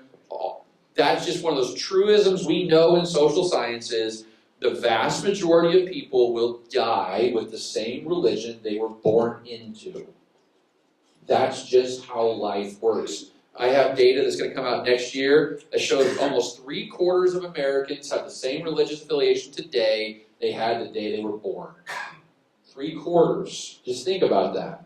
Very few people actually change religions because you know what? It's a pain in the patoot to change religions, right? You got to learn a whole new culture and a whole new history and a whole new community of people. It's easier to go with what you know. You know what the most powerful force in the world is? Inertia. Right? Why are you what you are today? because of where you were yesterday, and a year ago, and 5 years ago, and 10 years ago. And so when it comes to religion, this is something I say all the time. People, I don't think they fully grasp what I'm saying. Conversion is hard. It's crazy, crazy hard to convert people, from like Islam to Christianity, or Judaism to Christianity, or atheism to Christianity. Like, we act like those stories are commonplace, but guess what? They're not that commonplace. It's just they're so dramatic that those people get to give every testimony at every church conference you've ever been to. Because it's an outlier, right? So it's a salacious, interesting, thoughtful story. And I'm not saying that there are not people in this world who went from being atheists to being Christian. There are. We know that for a fact. But guess what the much more normal thing is? I was born a Christian and I'll die a Christian. Those stories you don't get any testimony time about that. And part of like what I try to do in my job, like if I put a scatter plot up, and there's like outliers in the top right and the bottom left. Guess what everyone wants to talk about? The outliers. They don't want to talk about the norm. No one wants to think they're normal. Guess what? Statistically, you're boring.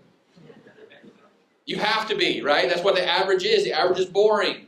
And that's, to me, my job is to sort of pull you back toward what the average experience is, not what the exceptional experience is. But growing up evangelical, let me tell you, I heard about the exceptional experience every day, it felt like. Not the average experience. And the average experience is most people who are evangelical today were born evangelical, right? Most Catholics were born Catholics. 95% of Catholics were born that way. I mean, the data is overwhelming on this. And so when you look at this graph, what you see is the share of Americans who were raised Protestant was, 2/3 of America in 1900. And today it's less than 40%, which means that, again, your total addressable market is that much smaller than someone who pastored a church in the 1920s and 30s, because guess what? They were all Protestants. Now, you will see a couple other things in this graph. The share of Americans who are raised Catholic has gone up significantly. Notice that. From less than 20% of Americans to about 1/3 of Americans now say they're raised Catholic. They have a big retention problem, though. They don't stick around Catholicism into adulthood. They're raised that way. We talked about this, Irish American, Italian American, Hispanic, things like that. But they don't typically stick around. And really, the only other thing that's really noteworthy here is, look how many people were raised without religion in 1900. Almost none. A vanishingly small number, like less than 3% of Americans said they were raised without religion in 1900. And that number really sort of stayed fairly steady, for a long time. And really, it's only risen in a noticeable way in the last 30 years or so. And now, about 15% of Americans say they're raised with no religious affiliation. So that's just, going from almost none to 15%. Again, what's the number one predictor of what your religion is now? Religion you were raised in. So if you're raised none, guess what? You're more likely to be none as an adult. That's just the way things work. So again, this is the law of averages. Not saying you should try to convert non-religious people. I'm just saying the base that you're working with is just significantly smaller now than the base they were working with 30 years ago, even 40, 50 years ago. Slide. And what makes this even more difficult, so this is retention. And what retention means is we ask you what your religion was when you were 16, and then we ask you what your present religion is. And if those things match, then you're retained, right? Because you're the same thing you were when you were a kid. And I've got 4 lines here. So you can see that the overall trend in retention is down-ish, right? It was the case that about 85 or 90% of Americans were retained back in the 1970s. And today that number is a little below 75%, like I just told you. About 72% of Americans are still in the religion of their youth. For Catholics and Protestants, you can see the Protestant number is actually better than average, and the Catholic number is worse than average. So Catholics are actually losing more people now than they were. So the number of people raised Catholic has gone up, but the number of people that stay in Catholicism has gone down because there's just less retention there. The big upshot from this whole graph is that yellow line right there, right? And that yellow line is the share of people who were raised nuns who are still nuns as adults. To me, this is a big flashing warning sign on the dashboard of American religion. You can see that back in the 70s, most people who were raised nuns became religious into adulthood. So more left than stayed, more conversions than retentions, but somewhere around the mid-1990s, their retention rate went above 50%, and that number continued to climb, and now look at where that yellow line is right now. Nuns are actually, that's a stickier identity today than Protestants or Catholics are. So over 80% of people who were born non-religious are still non-religious as adults now, when it used to be about a third of them only stayed non-religious. So guess what? Not only are more people being raised nuns, like the prior slide, of those who are raised nuns, they're more likely to stay nuns today than they were 20 or 30 or 40 years ago. They're not switching. It's actually, the non-religious identity is actually hardened and it become more resilient over time, not less. Said another way, which should be a real shot across the bow of this group, is evangelicals got less good at evangelizing. That's really what this data says. You know, why is that? Why are the nuns becoming, and I think one reason is because it's easier today to be non-religious than it was 20 or 30 or 40 years ago, right? There's less stigma, there's less social pressure. You can say you're atheist agnostic, and it's not that big of a deal now when it was a huge deal 30 years ago. So I think some of it is social pressure, but conversion is hard, guys. Exhibit A. Conversion is hard. Most nuns, most people raised without religion will die without religion now. Something like 80% of them. That's a lot. That's higher than Protestants and Catholics.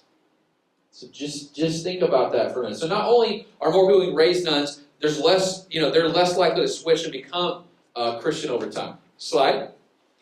So what about specific religious groups? Okay, so who's good at retention and who's bad at retention? Who's good? Evangelicals have always been pretty good, but that number has gone down over time. So in the surveys from the 1970s, 78% of people who were born evangelical were still evangelical. And it stayed that number through the 80s and the 90s. So 78, 79, 78. And you can see it's slowly gone down the last 30 years of surveys or so. Went down to 75%, then 73%, now down to 69%. So if you raise your kid evangelical, there's a 70% chance they will still be evangelicals as adults. Remember we talked about strongest predictor of what your current religion is, what you were raised with? There you go. 70% evangelical kids are still evangelical. Guess who's really bad at retention though? Mainline Protestants. Episcopalians, Methodists, they are bad at keeping people in the flock. Went from 76%, which is right in line with the evangelical number, now down to 56%. So remember how I showed you 13% of Episcopalians are under the age of 18? Guess what percentage of them will be Episcopalians as adults? Not 13%, probably 7%. So you're going to lose 6% of that 13% because they're not being retained into adulthood. So that the boat's even leakier there. The number one way to make sure that your religious group maintains itself over time is to have children and keep children in the faith. Conversion is hard. Retention is much easier, much simpler, much cheaper than trying to bring new people in from outside. If you don't believe me, ask the Latter-day Saints. You guys know Latter-day Saints, they are probably the most evangelistic religious group in the world. Every time I go out to Utah, they try to convince me to become a Mormon. I'm like, I'm fine. They're very nice about it, though. It's not like, it isn't like a pressure tactic. They're just like, hey, we'd love to have you at the local, I'm like, oh, I'm good. If you're a young person in the LDS, they want you have to go on a mission. A 2-year mission, right? And they send you all over the world. They place you. South America, Central America, even Asia, Africa, all over the world, not the United States, Europe. Mitt Romney did a mission in France when he was a Latter-day Saint. He's still a Latter-day Saint. And the goal there is to obviously convert people, right? That's the goal. It's not like a lot of Christian missionaries want to build schools and do programs. No, their goal is to evangelize. You know how many actual converts one of those missions generates? So if I send my son, when he's 18, do 2 years of mission for the LDS, how many lifelong converts would he create after 2 years of mission? The answer is about 2. So just think about that mathematically. So if you want to add 10 people to your church, all you got to do is just hire 10 full-time missionaries and give them a year. That'll be really cheap and easy, right? You see what I'm saying here? You're talking hundreds of thousands of dollars of outlay to get 10 new people in. You know what's a lot cheaper? Having a couple couples in your church have 3 or 4 kids each and keep all of them. That's free, basically. Well, maybe some lock-ins and, summer camp trips. That's a lot cheaper than missionaries, right? So conversion is hard, retention is easy, and to me, the most important metric in the future is how well do you retain your youth? Discipling those young people, keeping them in the youth group, and by the way, it's not just the youth group that matters, it's that next stage of life that matters a whole lot too, that 18 to 29-year-old phase. That's when most dropping out of church happens, between 18 and 29, yet we spend all this money on youth ministry, and then like, okay, 18, you got it all figured out. They do not have it all figured out, okay? Young adult ministry, college ministry, campus ministry is really, really important to keep people in the faith at their most vulnerable time in their lives. So where we're seeing a lot of these dropouts are happening is in that 18, 22, 25, 27 time period. Some of it does happen 13 to 17, but really more of it happens 18 to 29. I don't know what happens there. We forget about that time period. So you can see that the Catholic retention rate's gone down from 85 to 64. Other faith groups are really good at retaining. Like Jews are very good at retaining their own, which I know you're not surprised by at all. 85% of Jews are retained into adulthood. It makes sense there. But look, that bottom right corner, again, that's really terrifying for a Christian person. Because the nuns are staying nuns now. The vast majority are not leaving the non-religious household of their youth. That makes it harder and harder to convert new people, because where are they going to come from? You're going to convert from where? A group that's large and sort of crystallized in what they believe. And now 80% of non-religious people were born non-religious. They're not leaving that non-religious background they had. Next slide, please. So how do people switch? So the graph on the left is how switching happened in the 1970s. So for instance, look at that bottom left corner, okay? What that means is 90% of kids who were raised Protestant were still Protestant as adults. That's really good retention, 90%, I'll take that any day of the week, right?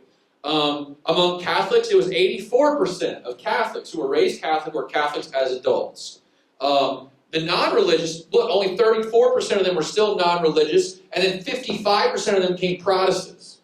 So a whole bunch of nuns became Protestants in the 1970s. A lot of conversion, a lot of movement there, and then something else, 80% of people were something else, stayed something else, and a very few. And if you look at where conversion happened, among people who were raised Protestant, only 3% became Catholic. Among people who were born Catholic, 8% became Protestant. So still more, the Catholic Church was losing more than it was gaining, but not by that much. Not a huge deal. But you can see, guess what? Number one predictor of your current religion, if you're a raised Christian, is you're still going to be Christian. If you're Jewish, you're still going to be Jewish back in the 70s. And then the graph on the right is the most recent data about switching. So 73% of people who were born Protestant stayed Protestant into adulthood. So that's a decline of 17%, right? The share who became Catholic is exactly the same. Notice that? 3%, 3%. But look where most of them go if they leave. No religion. So 1 in 5 people who are raised Protestant becomes none into adulthood. Now look at Catholics. 63% of them are still Catholic, but if they leave, 21% become nuns and 12% become Protestants. So the nuns are still soaking up the biggest amount of outflow, but there's a whole lot more cradle Catholics who become Protestants than people who are raised Protestant who become Catholic.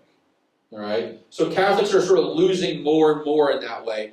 But, okay, so the non-religious, 71% stay non-religious. If they leave that non-religion, where do most of them go?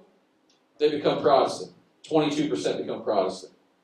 So you can see how sort of switching, that to me is the biggest change. It was 55% of nuns became Protestants, and now it's 22% of nuns become Protestants.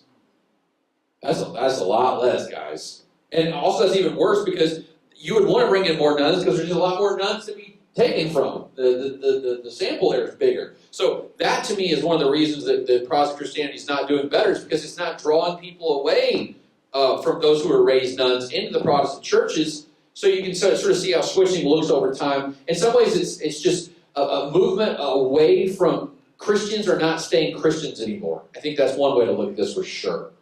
And the other thing is that nuns are more likely to stay nuns, and they're less likely to become Protestants. Catholics are bad at conversion, guys. Like really bad at conversion in a way that's really stunning, honestly.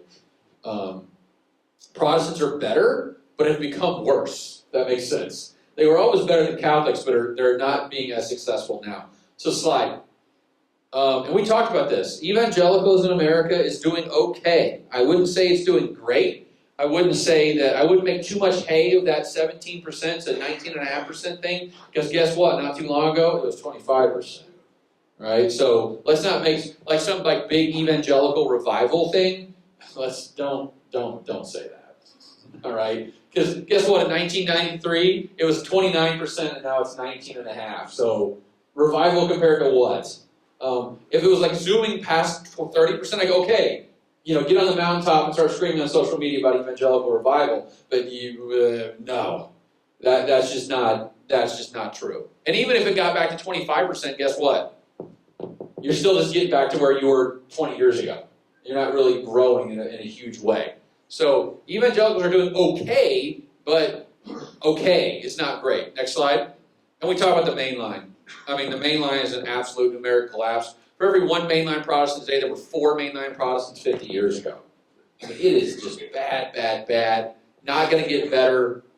No evidence it's going to get better. They're all old. We're going to talk about that in a minute. And not just for mainliners, but for all of us. Things are just trending in a very negative direction. And next slide. And remember, this, to me, and this is the updated version of the last slide I showed you, we do see a decline in non-denominationals. But let me talk about this just for a minute. You know how I showed you the data about no confidence in institutions? I think that is deeply intertwined with what we're seeing right here. Why do people like non-denominationals? Well, I think one reason is because they're local, right? If you put money in the plate of a Methodist church, where does it go? Some of it goes to some nameless, faceless bureaucrat in some nameless, faceless office, and they spend money on stuff that you might not like, and are not accountable to you about where the money goes. And what I hear vaguely about missionaries every once in a while, but I'm not exactly sure what they're doing or how they're spending my money or how that's changing the world or doing what I want to be done, right? If you put $100 in the plate of well, they don't have plates at non-denominational churches, so auto draft from your bank account. What's funny is I'm not joking right there. A lot of them don't even do pass the plate anymore. They just have boxes, when you walk out, like you just drop your money in the box. I remember when I was like 6 years old, my grandma was the financial secretary of my Baptist church, and on Mondays we all had to go to the bank and count all the money. Like three of the financial. They don't do that anymore because it's all auto draft. There's no money to count. But if you put that $100 bill in that non-denominational, where's it go? It stays right there, doesn't it? And the people who decide where the money goes, they're sitting right there, and right there, and right there, and right there. They're all sitting right there in right next to you, right? And then a lot of people actually like that a lot because it's like, what's the best kind of control? Local control, right? I want to be able to yell at someone if I think the money's going in the wrong place. I don't know how to yell at that weird, national office person. I don't know who that national office person is. And I'm not propping up some sort of major institution. I'm propping up my local church. And okay, I'm going to have to go after non-denominationals real quick, though, because they're not escaping my wrath today. People act like non-denominationals are the solution to all our problems, but if there's a tsunami in Southeast Asia, how do non-denominationals actually help with that? My Baptist and Methodist friends have spent hundreds of years building up missionary networks all over the world and can put people in country in less than 24 hours in most places on this earth because they spent the time building up institutions that allow them to have that reach that extends beyond their local community. And my understanding of Christianity is that if someone is suffering across the world, that affects me. And we should be able to help them in some demonstrable way. And most non-denominationals don't have any way to help anyone that's outside their local area. And I think no one's really talked about that. Like how do you solve that problem? Give it to the Red Cross. No, that's not the solution, right? Like outsourcing your missionary work is not the right way to go about things, okay? And the other thing that I get is, but they're more accountable and there's less scandal and stuff in those baloney, okay? You know why you don't hear about it? Because they cover it up. You all know churches like that, where the pastor has been the pastor of that church for 30 years. He started the church, and guess who picked all the board?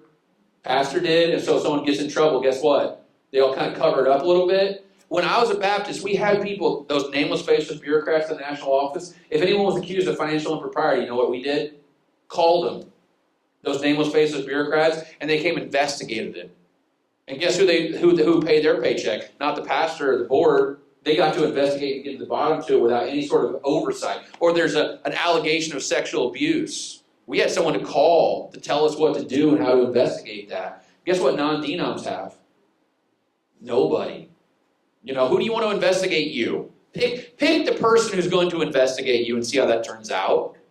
The answer is not well, right? So let's not act like non-denominationals are some sort of like panacea for everything, all the problems we're facing in American Christianity.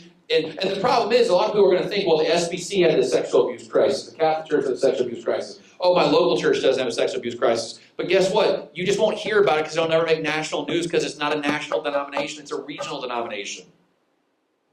And good luck coordinating between those denominations. I think evangelicals are actually more fractured today than it's been in the last 50 years. Who speaks for evangelicals now? The answer is nobody.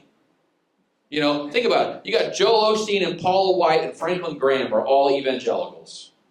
Do they think they like each other? I don't think so. We're much more fragmented. At least when I was a kid, we had Billy Graham, the Pope of evangelicalism. That's what my dad said to me one time. He goes, Ryan, we don't have popes, but that's our Pope right there, Billy Graham. We don't have like sort of a unifying figure like that. And so what I think is this is actually going to lead to the rise of, we think it's going to solve the problems we're facing. It's just going to shift the burden of those problems. And let's be honest, a lot of those mega churches start out with some guy in his basement who you're going to trust that guy to figure out HR and oversight and bylaws and all those things. I don't care how blessed by God you are. Ain't no one good at all those things. All right? And you better hope to God that you hired the right person in each of those positions to do those things. I'm not saying the denominations are great, but they got their advantages, guys, that we need to remind ourselves of. It's not all bad to be denominational. It's just different to be not denominational, if that makes any sense. All right, slide. Oh, here's our friends at Southern Baptist. Speaking of denominations, oof. Guys, the one thing that really strikes me about the SBC that I can't stop thinking about is, man, the SBC was killing it for years. They would add 250,000 members per year for about 40 years in a row. Just think about that. Adding 1 million people every 4 to 5 years for a decade. Boy, if I was running that SBC back in the 60s, I'd just be spending money left and right. But we got more people and more money we know what to do with. And guess what success teaches you? Nothing. Right? Why are you growing? We have no idea. And so the SBC went from about 6 million to 16.2 million in 2006. 16.2 million.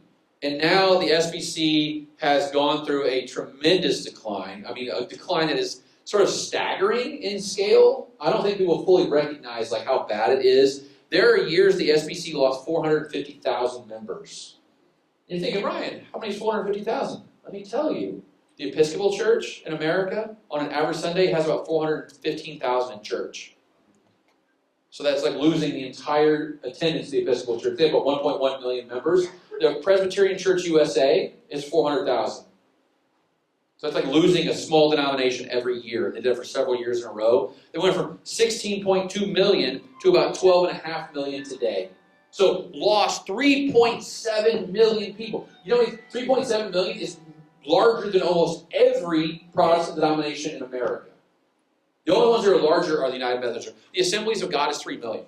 So they lost the Assemblies of God plus some in just the last 15 years. I mean, that's how big these losses are. It's staggering, and they'll say, well, it's because we cleaned up our membership rolls. I don't believe that's the entirety of the whole thing, okay? Because their attendance and ratios gone down. It doesn't make any sense. But, you know, this idea of like the narrative of like, oh, conservative denominations are doing fine and liberal denominations are dying is just false. Because what do you make of this? You know, you can't look at that graph and go, oh, it's because they're too liberal. That's just, that doesn't work. So, slide. So here's a bunch of denominations and how much their membership has changed since 2000 or so. So there's only 3 that I can find that are growing. And one is the Presbyterian Church. Any PCA people here? You guys are really loud on Twitter, I swear. I don't know what it is. Y'all love to get in there and get in my mentions. And I wrote about the PCA on a paid post. Man, I got so many paid subscribers that day. Holy cow. And I kept writing about it because I was like, hey, man, more PCA. Let's go. And you would think on social media they're like 4 million when they're 400,000. I don't know what it is, but in the discourse, that the PCA just like takes up the whole of the conversation. And they've grown. Boy, they're proud of that growth. 31% up since 2000. But remember, let's put this in context. Their total membership now is 400,000. The SBC is 12.5 million. So for every 1 PCA, there's 30 Southern Baptists. There's 10 United Methodists. So like, by the way, you know what the commonality between those 3 denominations in green is? 2 of the 3 are really small. ACNA is only 125 to 130,000 people. The Anglican Church North America. They're the offshoot of the Episcopal Church. They broke away like in 2012, started their own denomination. And they've grown, but they're still only 130,000. And then when we talk about the Assemblies of God, that's the one where I can clearly say that's big and growing, yay, good. But then look at all the reds. You know, Disciples of Christ is down 2/3, and PCUSA is down, almost 60%. United Methodist down by half. United Church of Christ down by half. I mean, you can see a whole lot of red ink and not a lot of green there. Denominations are just down in America. So being a denominational pastor, to me, is a whole lot more negative than positive right now, at least how it's perceived in the world around us. People do not want to join denominations. I had a fun Zoom call the other day, and this guy was like, hey, how much should we talk about this like interdenominational fight we're having? And I'm like, not at all. No one wants that nonsense. All right? No, I mean, they don't want to deal with like this faction versus that faction and all that stuff, because denominations are just not doing well in America by and large. Grab an average denomination, it's probably doing bad. Very, very rare to find one that's not. Next slide. Oh, here's our good assemblies. Look at this, though. That's the Assemblies of God, guys. That's a good one. I mean, I love this growth trajectory because it seems very sustainable to me. It's not like they had this like humongous, like we had 10% in 1 year, which by the way would not be statistically possible. That just does not, unless you merge with something else, it doesn't happen that way. This is just like slow and steady, deliberate, positive, sustainable growth. And you can see that COVID did knock them down. We talked about that. But look what happened after COVID. You come right back up. They had 2 or 3 years, they sort of were stagnant, and that's okay. We would expect something like that to happen. But then in the last couple of years, big bang, boom, numbers go back up again. It's really amazing how this denomination just continues to add strength upon strength upon strength. And I think one of the reasons that we talk about this racial diversity piece, talked about that earlier. The other piece, I think, is charismatic worship is cool. They're Pentecostal, right? Assemblies of God are a Pentecostal tradition. And I think one thing I can tell you is, like, what is one commonality of religion that's growing in the world? And it's Pentecostal worship. That, to me, is one thing that is almost universal. Like, look at those non-denominational churches that are growing. Guess what they got? Drums and guitars and band, and spend a lot of time on music and all that stuff. In sub-Saharan Africa, guess what kind of religion is growing fast down there? Pentecostalism is growing very quickly in sub-Saharan Africa. And then the Assemblies of God in America. So that's one thing I would say is, if there's one thread that runs through growing religion in the world, it's more sort of emotional worship would be one thing that I think is to the advantage of denomination. And that's non-denominationals, assemblies, all those things. How do I say this delicately? You've got to be careful about how Pentecostal you are, though. You guys get what I'm saying here? Like, I think people are cool with, like, raising hands and clapping, less cool with the other stuff. Like, let's get real about this. From, like, a purely sociological standpoint, and there are many churches in the assemblies who have been sort of, like, reined in. You know, like, okay, that's probably too much charismatic worship. You get what I mean? So I think there's sort of a happy medium. And those non-denoms are very good at that, by the way. They sort of live in that pocket of charismatic but not too charismatic. I think that's sort of where you want to be at. Next slide. But here, like, so here's what people don't fully understand. If you track just change in membership percentage-wise year over year, guess which way all these lines are going, basically? They're going down, you know? So even the Southern Baptists, like, look at the Southern Baptists, for instance, right here. So that dark line is no growth, so 0% growth. Look where they were doing even before they started declining. Their growth had already slowed before that. And you can see that, like, to me, this is like, I wish more people would have talked about this before, but really, most of these denominations had really slowed their growth down before they started declining. So this is sort of like a macro level, long-range trend of very few denominations have actually experienced, and even look at assemblies, though.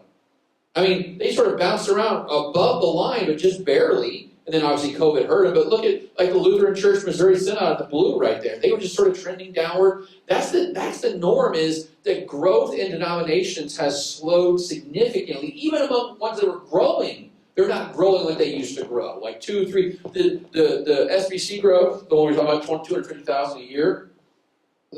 We're not seeing that level of growth. And you know what one reason for that is? That was during the post-war period when there was a whole bunch of babies born in this country. That's part of it, right? That's part of that growth. It's just bringing those babies in. There's just fewer people to be added to church now. So growth has really been slowing for a long, long time. And I think a lot of us were just like, it's fine, because we still added more people last year than we subtracted. Well, guess what? Eventually, that goes the other. You know, it's like, well, our profits went down a little bit this year. We still made money. And the next year was, we still made money, but a little less money than pre. That's what's been happening to many denominations, is they were still doing okay, but they were trending in a negative direction. You can see that almost every one of them is trending in a very negative direction. You can look at hey guys, PCA, my guys in the front, your growth has been trending down for decades now. You know, so even there, it's like, we're growing, but not as fast as we grew 20 or 30 years ago. That's a real warning sign for long-term trajectory. New slide. And here, I mentioned this briefly before, but I'm going to spend a lot more time in this presentation on it. Holy cow, a lot of these denominations are old.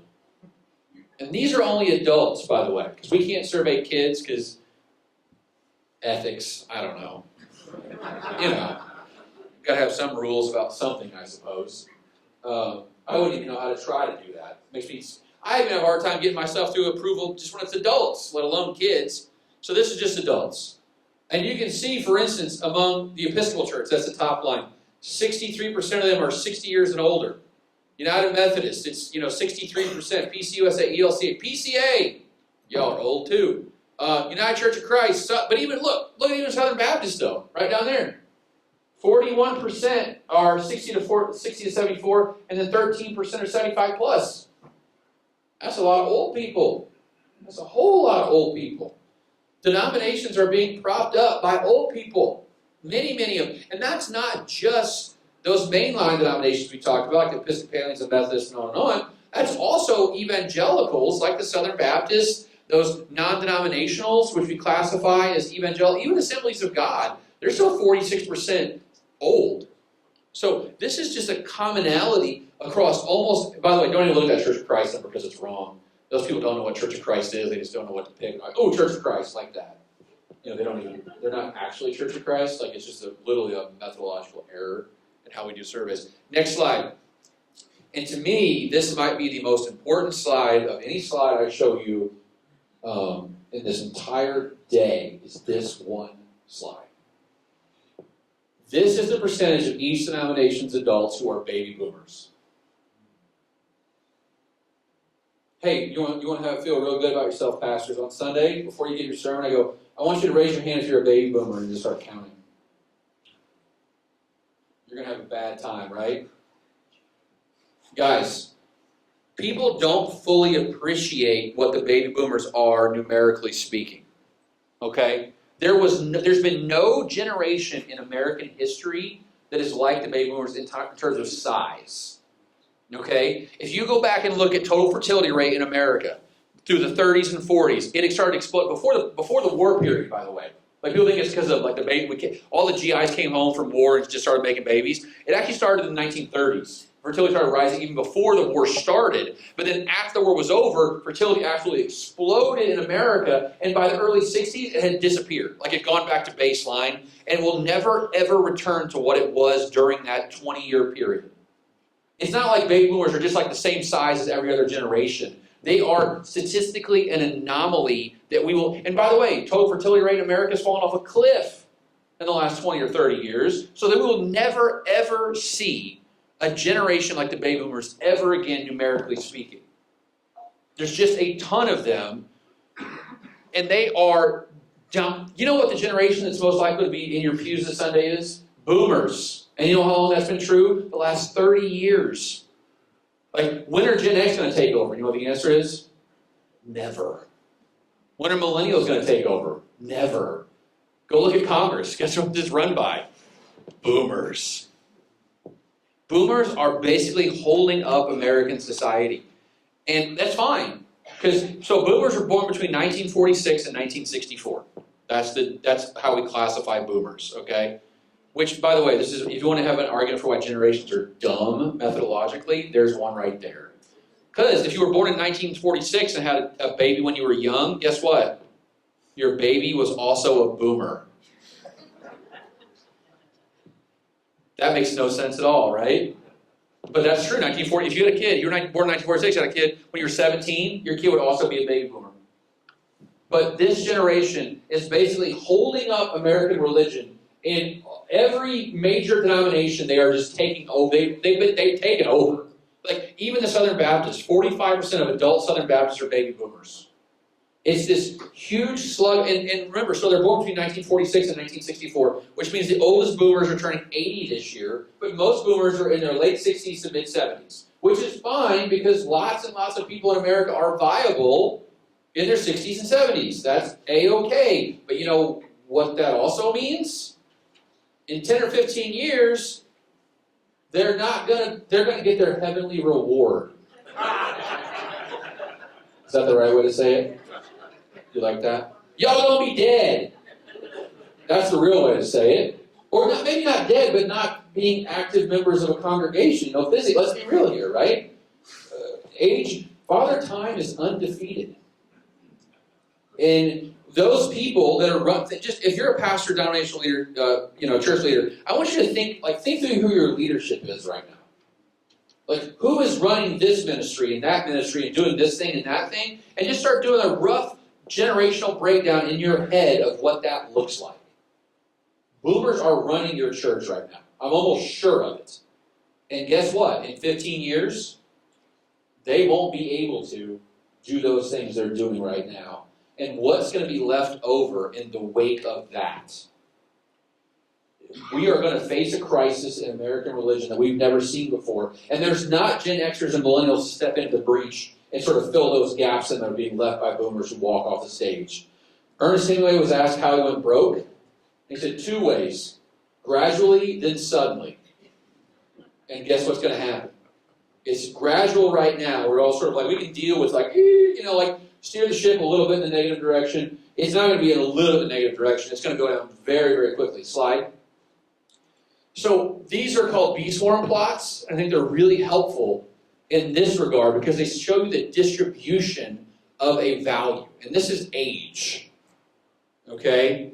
So that black line is the median age for each denomination. So that's where the middle part of the age distribution is. The most important thing I want you to see here is, look how many people are north of the line versus south of the line.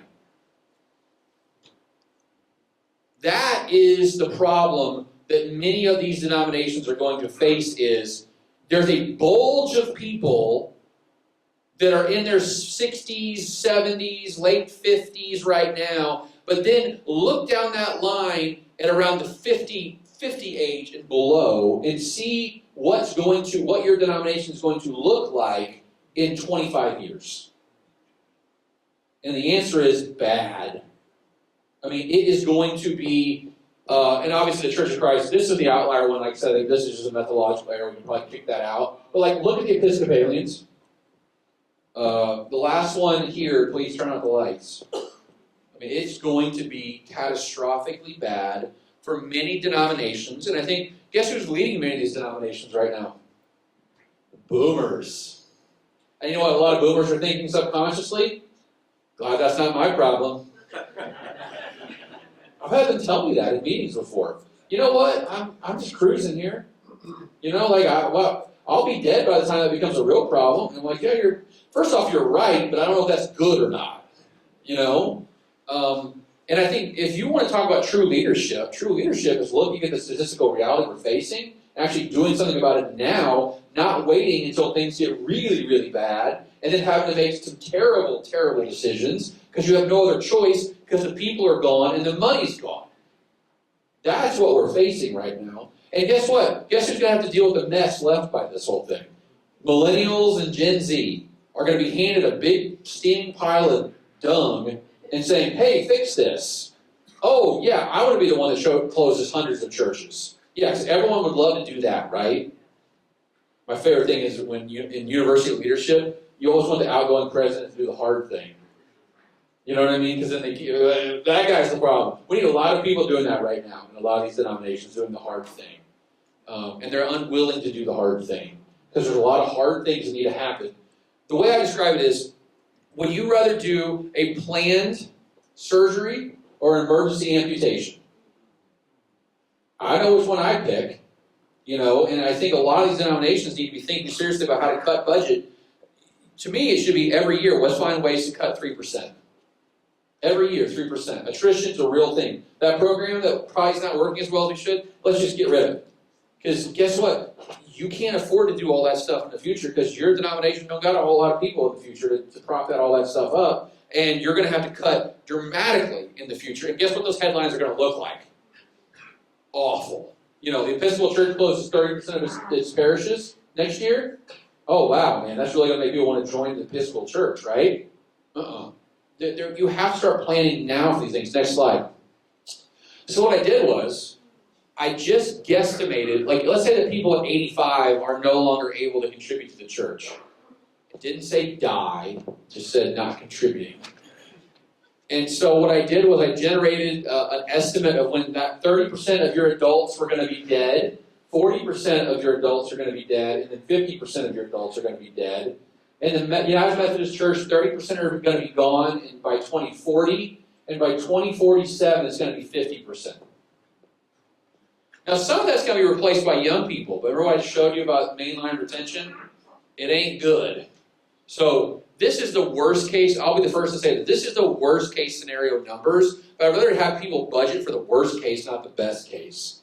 And this is as bad as it gets. I mean, PCA, 2049, Southern Baptist, by 2050, the Southern Baptist Convention is going to lose half its adults. The people that are members right now. And that's, you know, you're talking 12 million people. You're going to lose 5 to 6 million of them in the next 25 years. That's staggering to think about. Very few denominations are going to avoid this whole thing because this baby boom, you know, it's just propping up American religion, and these people are not going to be around forever, and they're not going to be replaced by younger people. That's just a fact. And we're seeing this basically across the board in evangelical denominations, in mainline denominations, in black church denominations. This is just the norm now. I think, by the way, it's not just going to be religion. It's going to be a lot of things in American life are sort of being held together by baby boomers, and it won't be true going forward. Slide. And the nuns are rising at the same time. You know, these denominations are getting older. Baby boomers are kicking in. And remember, Gen Z is 45% non-religious. So guess what? We can convert our way out of this. You can try. I'm not saying you can't. Good luck. But it's going to be harder and harder every year. I mean, The number of people who are already on your side of the ledger are smaller and smaller with every passing generation. The nuns are more likely to be nuns today. They're going to stay nuns today than they were 30 years ago, so they're less likely to switch. So that's not a huge, potential source of new people as well. I'm not saying you can't convert people. It's just becoming harder to convert people is what the data says. So that's a tough thing to deal with as well as the nuns continue to rise. Next slide. And we talked about this. That number is continuing to go up. And those nothing in particulars, that to me is the only hope that you have. Is converting those nothing in particulars. So in my first book, The Nuns, we have a data that tracks these people from 2012 through 2020. And about 16% of people who were nothing in particular in 2012 became Christians by 2020. 16% of them. Which sounds low, but guess what it was among atheists? 1%. And among agnostics, it was 3%. So that is your best way forward, is by taking those nothing in particulars and trying to bring them into church. But even then, that's not that many people to offset all the losses that these denominations are facing because of the death of the baby boomers. Slide. And like we talked about, Gen Z is just, they're not religious. And they're continuing to go in that direction. I do see a plateau. Here's your good news for the day. I do see a plateau in the data where the nuns have stopped rising with many generations and maybe even declining very slightly. But again, you would need to see those numbers drop by 10 percentage points for millennials and Gen Z to get that number down to where even close to what it is right now. So I just don't see a whole lot of hope in bringing in the nuns with conversion. Slide. So, wow. I feel like I'm way worse than the prophet of doom right now. But here's the reality of what the data is saying over and over again is that, white Christianity is in decline, right? Denominations are in decline, and that's almost across the board. Denominations are in decline, and baby boomers are propping up denominations right now. I mean, that's the sad reality that American Christianity, American Protestant Christianity is facing. Is it's been running on institutional support from 20, 30, 40 years ago. And what makes this even more difficult is for a lot of these denominations, they're going to have a lot more money than people going forward. And that sounds like a blessing, but it's actually a curse. And I'll tell you why. Because in my church, the reason we closed was because the money ran out. It's easy to make a decision about closing a church when it's a financial decision, not when it's a voluntary decision. But imagine you're a church of 20 people with a $2 million endowment. Guess what? The money's not going to run out. And actually that money becomes a problem because what are you going to do with it? You want to get in a fight. That's a great way to get into a fight. You know what's easier to do in that situation? Nothing. Keep the church open. Is that a good use of resources, time, treasures, talents? Nope, it's not. And guess what we realized? Our church sticking around was good for our 12 members, but was not good for the kingdom of God. It wasn't a good use of anybody's time. And so we closed down. And part of the reason we closed down is we couldn't pay the bills anymore. So I actually think in many ways, these denominations being so, well off financially is actually to their detriment in these situations because it creates a ton more problems. I'll give you a good example of this. The Episcopal Church. The Episcopal Diocese of New York City was established in the 1600s. They were gifted by Queen Anne 20 acres of Manhattan. They still possess 4 acres of Lower Manhattan. And in 2018, the New York Times ran a story that said the interest income off those 4 acres of Lower Manhattan generated $317 million in revenue. By the way, that charter that Queen Anne signed with them also gave them any whale carcasses that washed up on the shores of Manhattan as well. I'm just imagining that phone call. Hello, Right Reverend. Yes. This is so-and-so. We have a gigantic whale. It's your responsibility. Thank you. The blubber is all yours. So what do you do? If you have $320 million flowing into your coffers every year and you've got 75 people in church, that's not easy to dispose of. Let's just say that. These are not easy decisions to make. But the problem is, again, inertia is the most powerful force in the world, and it's easy to do nothing. It's easier to do nothing than do something, And I think a lot of these denominational leaders, a lot of you guys in your own churches need to be thinking and putting pressure on your denominational leaders to think about these things, what the future looks like, and make these strategic decisions now so you're not put in a terrible situation down the road, or a worse situation down the road. And by the way, this to me is like, if you want to talk about the mark of a true leader, dying well takes so much more courage than growing. Like, those to me are the most brave, strong people I've ever met who guided an institution to its death in a dignified, structured, thoughtful way. Man, it's easy to grow a church. When things are going good, new people are coming in, more budget, we can hire people, new building, excitement. Boy, it takes a lot more chutzpah to talk to your congregation at 30 people and say, hey guys, let's close up shop. And that's a hard conversation. And we need a lot more leaders who are willing to make the courageous, hard conversations now to get us where we need to go. Listen, whenever you go into hypothermia, what happens? The blood flows from your fingers to your core. We need to figure out what the core of a lot of these denominations is, and don't worry about the fingers so much. You know, those are important, but if your heart stops beating and your brain stops working, you're done. And I think that's where a lot of these denominations need to be thinking about is, what are our core, what do we do? What's our core, and what's our ancillary? And let's think about cutting those ancillary things to get back to the core of what we are. So, ooh, that's a negative note, huh? That feels really bad. Questions about that stuff? We're going to get more positive in the next talk, I promise. I'm going to give you some things that churches can do right now that I think the data points to that actually might be positive. So don't think I'm just going to negative Nancy you all the way out. I am a pastor at all, and I've got to end well and land the plane and make you guys leave here feeling both, you have to comfort the afflicted and afflict the comfortable. And I'm going to do both. Not in equal measure, but in some measure. I will do both, okay? So just prepare yourself for after lunch. You will be comforted slightly after I've afflicted you for 2 hours. So, questions? Yes? There's a narrative that modernity means secularization and the decline of religion. Mm-hmm. Are we living that? Yeah, so a lot of like German sociologists were convinced that like the rise of education will lead to the death of religion. And in Europe, they were absolutely correct that the decline of religion and when education went up, religion went down. But actually what the data says in America is the people who are most likely to come to church on Sunday in America are folks who have 4-year college degrees and who have above average incomes, making between $1,600 and $1,000 a year. So for whatever reason, secularization theory played out really well in Europe, but not at all in America. So that's why I think like that whole theory just doesn't work in our country, because I think we had a well of religiosity that Europe never had. They were religious because the state made them religious. We were religious because we chose it. But by the way, the best thing the founders ever did was not make a state church. Like I know that sounds like crazy, but like if you want people to hate something in America, make it part of the government.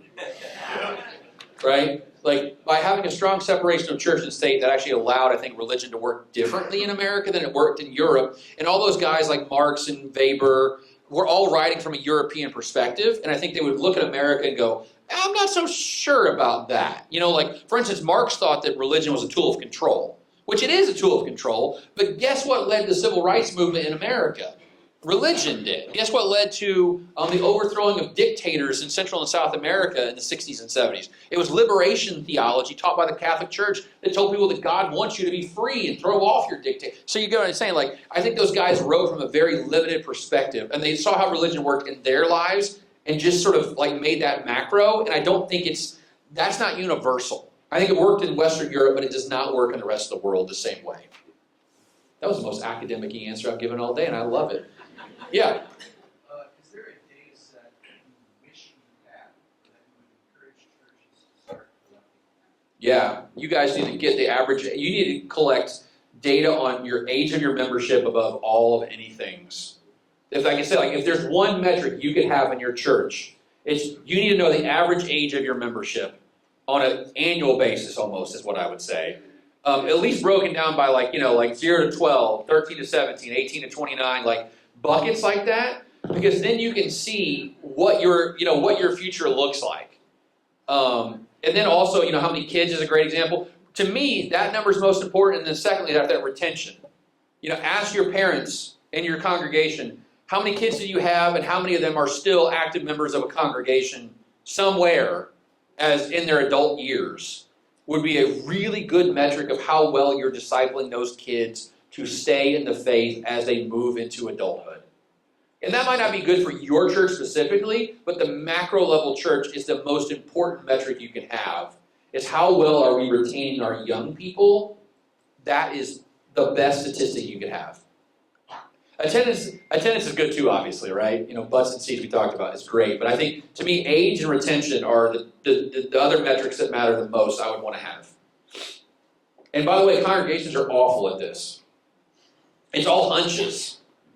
You know what I mean? Like no pastor wants to survey their congregation because it just seems weird. You might want to try it. You might learn some things you didn't know, right? And you don't have to ask a bunch of questions. Just ask 8 to 10 questions, right? Look at the Census Bureau and use those. Like just age, race, gender, education, number of kids, that kind of stuff. Don't even ask about politics. Don't even ask about theology. You don't even need any of that stuff. Maybe how often do you go to church? Like how often are you here? It'd be nice to know like, who's there multiple times a week. But I really, with 10 questions, you could learn more than enough to get you, a better understanding of what's going on in your church. And then give it to me. Listen, it's all about me at the end of the day, okay? What kind of data I can get. Others? Over here, yeah. Yeah, so we're in a university town. Some of us, regardless of how you describe it ecclesiologically, see ourselves as campus-focused churches. You got it. And so we're running through people in that we know the average age is under 20. Mm-hmm. Yeah. How would you speak to this? How would you interpret this data to speak to those of us in Yeah. this context? So campus ministry, I think, is honestly in many ways the most important ministry, but not for you, but for what those lives in the future, right? So that's when the boat gets the leakiest, and you're slapping Flex Seal on them holes left and right in campus ministry. And then hopefully what happens is the water stays out enough that when those people turn 24, 25, 26, and they go on with their lives, wherever they end up, they're going to go, okay, I want to be part of a Christian community then. So in some ways, you're actually like planting seeds for trees that you'll never enjoy the shade from. And that's okay, though. Like, that's actually a mark of a good society, by the way, is when generations are willing to do things that will benefit them zero, but will benefit the next generation tremendously. And I think that's what campus ministry is. It's delayed gratification or someone else's gratification based on what you're doing. So a lot of what I'm telling you is, I'm not talking about you directly, but I'm talking about you indirectly, which is that you are there in the most precarious moments of their lives. Now, the problem that I worry about with our data is people who are more likely to go to campus ministries are already more religious to begin with.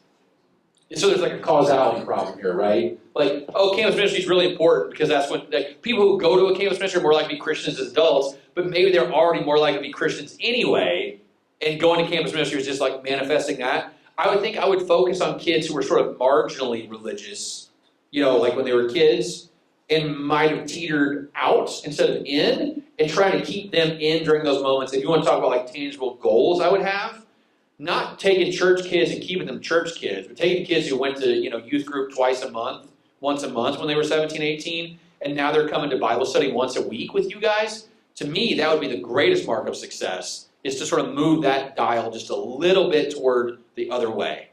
So can we get the large denominational money that's dying today? Oh, listen, if you can convince them to rust that money away and cut you a big old check, I'm all for it. And hopefully the new book I have coming out next year called The Great Spiritual Migration will basically make that point clear and will cause a lot of denominations to make decisions like that, because the data does point in that direction. But all my job is to do is to point you to the data, and then you make those policy decisions on the back end. I'm not much of a prescriber. I'm a describer, and let somebody else connect the dots. I also preach that way too. I'm not going to tell you who you should vote for, what you should believe. I'm going to tell you, here's how people think about this passage, and let you. That's a very Baptist way of doing things, by the way. Well, priesthood of the believer, soul autonomy. I really believe in those things, and so I really do believe in God's given everyone enough good sense to make good decisions about things like this. It's just my job to give them the information to make those good decisions. So, yes, sir. We're in a younger church and a church planting network. How do church plants play into this? Yeah. So church planting is actually, to me, the future for a lot of groups. I actually think that's a very good thing. So there's two things I think about with church planting. One is, if I was a young pastor and you gave the church the choice between starting a church or like going into an existing church, I'd almost always take the church plant. But here's what I also know. There were like 30 people in my congregation who deserved a pastor to put them in the ground. You know what I mean? Like, they deserved someone who cared about them and loved them. And I've actually done, since my church closed, I've done 2 funerals already. And I'll still be a pastor to those people until the last one takes their last breath. You know, so for 30 years down the road, I'll still be their pastor. And those churches need pastors too, but I also know that it spit me up and chewed me out. You know what I mean? Like, it killed my spirit and my role for ministry. So it's like, how do you balance those two things out at one time, right? Is those churches deserve a pastor, but it's really a place that it makes it hard to be a pastor. And these young churches that are growing, it's fun to be a pastor, and that's really how the denomination is going to grow in the future, and the kingdom is going to grow in the future. You get what I mean? So it's like, I don't know how to hold those two ideas in tension that well. I know that like the Episcopalians are taking the evangelical approach now and like starting churches with pastors, which I think is a really good thing for them. I think here's what I worry about with church plants. It's fun to grow, but what happens when growth stops? You know, when your whole identity has been, we're growing, and like every messaging is, 12 more baptisms this week and 20 more next week, and you know, like what happens if like attendance is, you know, goes from 100 to 200 to 400 to 600, and then 5 years from now it goes to 625. You know, you sort of like making growth the center spoke of what you do. To me, it should be decentered and de-emphasized. It should be the end result of following the kingdom and doing good things, not the reason that we exist. And I think that's the problem that a lot of those churches face is they're great now, but when they stop growing so fast, what are they? What is their identity? How do they pivot? Like there's a phrase in political science called "we campaign in poetry, but we govern in prose." You know, like in Silicon Valley, there's a lot of people who love startups but hate running companies. You know what I mean? Like, it's fun to grow. It's hard to like maintain a large organization, and I just worry that transition for a lot of people and pastors is going to be a difficult thing because they're not used to running a sort of a legacy company. They're used to a startup company. So maybe that's two different sets of skills. I don't know, but I'm just thinking a lot of pastors aren't good at both. Because guess what happens to a lot of campaign staff? As soon as they win, they go work in the White House for 6 months and go, this is awful. I hate governing. I'd rather go back on the campaign trail and then quit and go work for a midterm candidate. You know what I mean? So like I just worry about that mentality too with these sort of startup planning churches. So, Ken, is it time? You guys want lunch? We're already over time by 3 minutes. The one thing I learned being a pastor is quit on time. All right? Quit on time. So Ken will give you directions about lunch.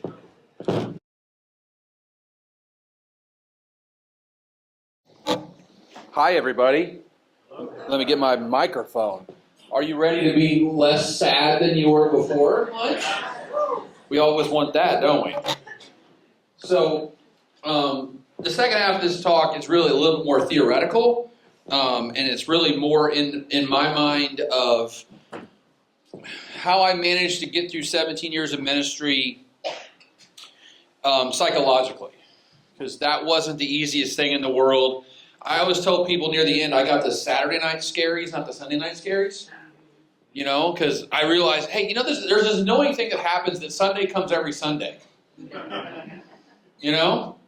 And even if you're ready to preach or not ready to preach or feel like you got nothing, you know, like there's no spirit there, and there's, man, you know what a miserable feeling is? Sunday night or Saturday night rolls around, you got nothing to say on Sunday morning. And not only do you have nothing to say on Sunday morning, you know that half the congregation is going to fall asleep during your sermon on Sunday morning, which happened to me on several occasions, because that's just the casualty of having a church that's all 75-year-olds is. A lot of them tend to fall asleep. I actually had a guy not only fall asleep during Bible study, he fell out of his chair and woke up as he was falling toward the ground. I try not to take that too personally, but it's just a, yeah, well, we all live in a fallen world now, don't we? Like that was a Christian joke. See that? Huh? Come on.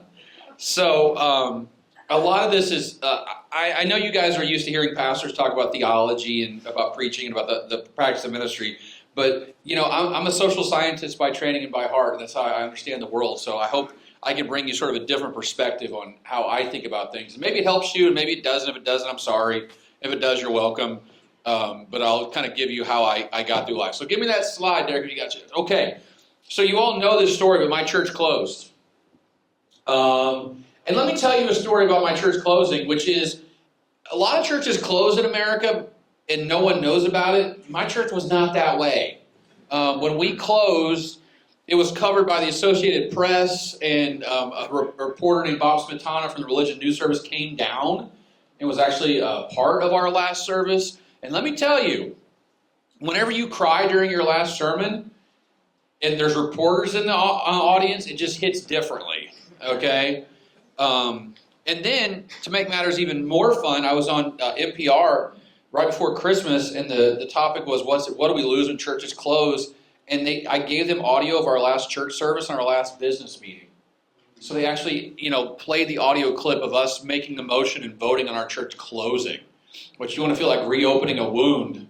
That felt like reopening a wound. So I also wrote this piece for the Deseret magazine about what it felt like to close a church. And then I wrote a piece a year later about what it felt like a year after closing a church. And let me tell you, if your church closes and it makes the national news, everyone has an opinion about why your church closed and wants to tell you about it. So I actually probably went through the darkest period of my life in the 2 weeks after that happened. And not just because my church closed, which was terrible, but because everyone seemed to be they wanted to diagnose why my church closed. And I literally got hundreds of emails, LinkedIn messages, Facebook messages. People called the church and left voicemail messages. They wanted to talk to me about my church and why it closed. And I was talking to my friend about this. Well, actually, I'll tell you the worst part of the whole story was some dude called me at 7:15 in the morning, woke me up from a dead sleep, and wanted to offer me a job as an associate pastor at his church, not knowing anything about me. And I was like, no, dude, I'm good. Trust me, it's fine. And my buddy was telling me, I was telling him about this whole thing, and he said, Ryan, you do realize what they're doing is not telling you why your church closed, but they're telling themselves why their church won't close either. And it was more about them than it was about me.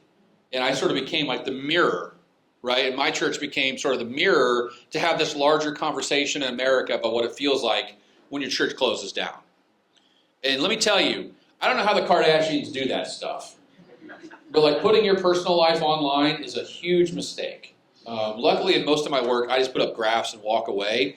But I put more of myself into that piece and the subsequent one. And let me tell you, I don't know if that was a good choice or not, but I wanted other people to read it. And I also did find a nice fraternity of people who close churches down, which is, I think we need to have a national organization of pastors who've closed churches, because I think we're all struggling in some way, shape, or form with what that feels like. Because it does feel like, a failure. I'll be honest with you, it feels like a failure. And one of the reasons it feels like a failure is because an institution that existed since 1868 and survived, Reconstruction and 2 world wars and the Great Depression and the Civil Rights Movement, yeah, I drove that thing into the ground. You know what I mean? And that's a hard... And all these people in my church who had given blood, sweat, tears, time, treasure, their entire lives to that church, I'm the one who said at the end, the Lord be with you, and close the door down. So that's a hard thing mentally to come to grips with. 1868 my church started, guys. Thousands of baptisms and weddings and funerals and all that stuff, and now I drive by it every day. And it's just a building, So a lot of what I'm going to tell you today is how I come to grips with thinking about trying to justify to myself why I'm not the worst pastor in the history of the world, which I'm still convinced of, but I'm less convinced of it every day. So slide. Here's how I think about this issue a whole lot, which is that, we're all born in a box. Whether we realize it or not, we're born with these constraints upon our lives. And whether that box is your race or your gender or your geography, I always think about, I always watch shows and go, man, why wasn't I born in Kenya in 1940? Why was I born in America? That's what I think about. This is my wife gets so tired of hearing me talk. Brian, just watch the show. But I can't just watch the show. I got to be thinking about things like this.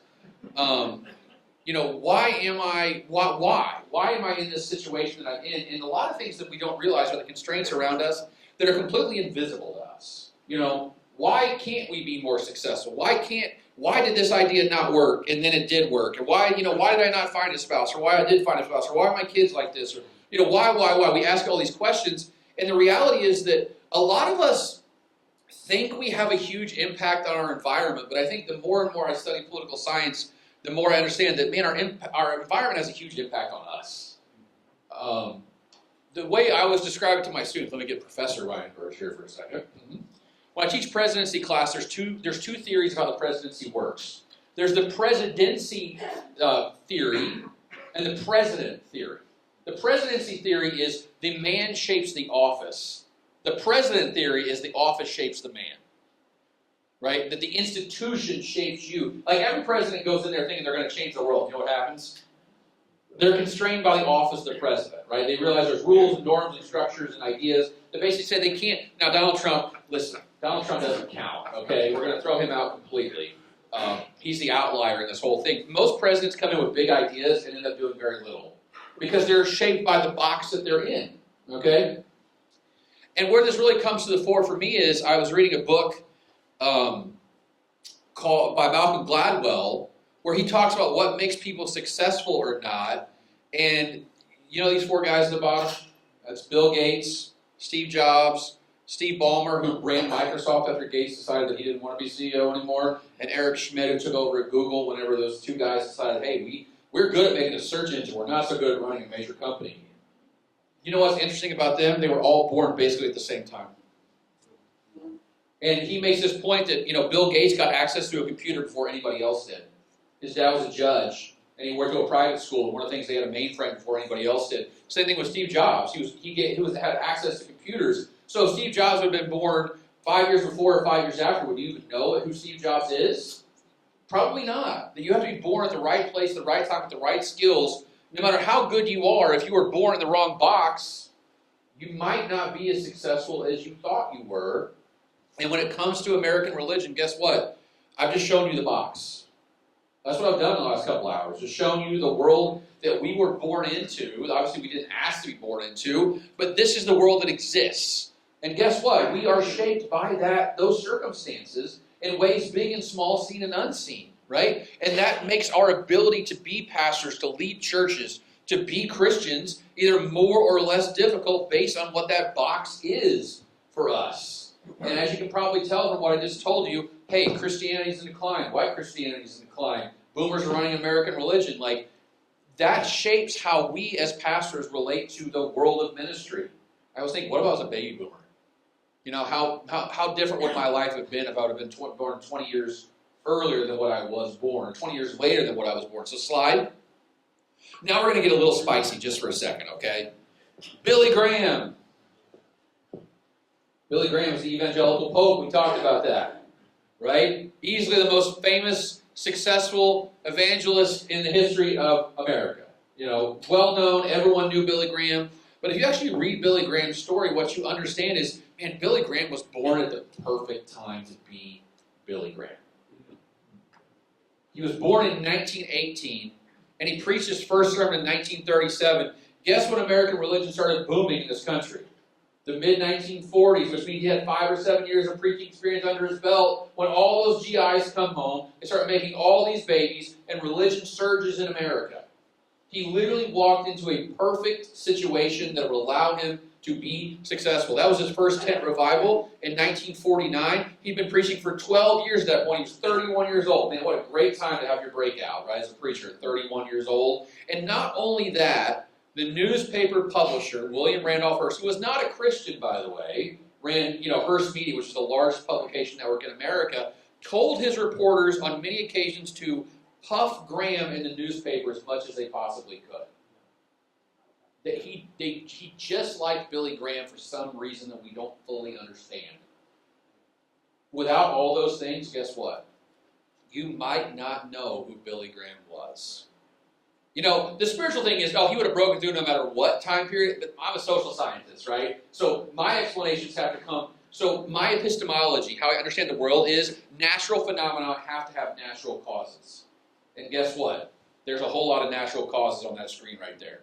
You know, were there preachers better than Billy Graham who've lived in America that you've never heard of before? I think we can all say yes. I think we can all say yes. But he hit the crease, as they say, right? The window opened right at the right time. He had the skill set and the ability and God's anointing in a way that made Billy Graham what he was. If Billy Graham was born 20 years later, would you know Billy Graham? I'm not convinced of that. I'm really not convinced of that, because the world that he inherited was a world that was basically wide open for religion and religious revival and looking for something. And he was a charismatic, wonderful preacher who was anointed by God to be a preacher. But aren't many of us anointed by God to be preachers? You know? So if he succeeded, why did I fail? Maybe he's a better preacher than I am. I don't discount that, but I killed 2 churches. You know? Like, just think about that. Am I that bad of a preacher? Maybe I am. I don't know. Next slide. So, and here's how I know this as much as I can know this, is I've done a lot of work by looking at the most successful churches in America, the fastest growing churches in America. Outreach Magazine publishes what's called the Outreach 100 list every year, which is they do like a whole methodological. I know the guy who does it. Actually, it's pretty rigorous. They actually spot check and stuff. They don't just like trust me does not work with them, because listen, everyone's gonna fudge a little bit on the numbers. They actually go check, and so every year they've been doing this now for about 10 years. They publish what's called the Outreach 100 list, which is the fastest growing churches in America. And you can go find it on their website. It exists. If it's not, I wrote a little scraping program, took the data from their website without telling them. Don't tell them that. They don't know that story. But guess what? This is the internet. It's all free out there. So this is what I did. And you know what I've learned a lot about American religion by looking at these Outreach 100 churches is? They're shaped a whole lot more by where they are than what they are. Their location is the most important factor in their growth, as far as I can tell. And understanding that will help you understand why your church is succeeding or failing, why it's growing or declining. You can learn a lot by looking at these 100 churches. So slide, please. Here's one of the most important data facts that I will tell you in America, which is that most counties in America are declining. And look where we are right here, guys. That's a sea of, I don't know why it's blue and red. I didn't make this map. I wouldn't have done red and blue because it denotes politics, but whatever. You can see here that we are living basically in a sea of blue counties. And some of them are dark blue counties, which are counties that have seen a decline in population of at least 10% between the 2010 and 2020 census. Most counties in America are going through decline, population decline. Just think about what that means if you're a church. So now, not only are you trying to grow, you're trying to grow when your total addressable market is getting smaller. So just think about that. And think about, I want you in your mind to think about where you know that fast-growing churches are located. And guess what you're probably going to do? You're going to probably gravitate toward those red areas on that map. That was my first little light bulb moment. It was, I wonder if I could take those outreach churches on the list and then map them on their geography and find any trends I could see using census data to make sense of why those churches were growing or declining. So next slide. And guess what I found? Fast-growing churches are in fast-growing counties. It seems so basic to say like that. You know what I mean? Like, duh, of course. But no, it really is true. So 54% of all counties in America had a population decline between 2010 and 2020. So guess what? If you live in a county that had a population decline, you're in the majority. Most counties declined. 54% of counties were declining. Only 7% of the outreach churches were in declining counties. Just 7%. And then you go up the list and you start seeing, so 75% of counties had 5% growth or less, but only 21% of outreach churches were in those counties. So 75% versus 21%. And then look at the bottom row. So about 13% of all counties in America experienced double-digit population growth between 2010 and 2020. So fast-growing counties are actually very rare. 13% of counties are fast-growing counties. But look where those outreach churches are. 62% of the churches on the Outreach 100 list are in churches where the county population grew by at least 10%. 62% versus 13% for all counties. Guess what? If you want to start a growing church, go to a growing county. Okay? It's really that simple. Like, go where the people. Why do you rob banks? Because that's where the money is, right?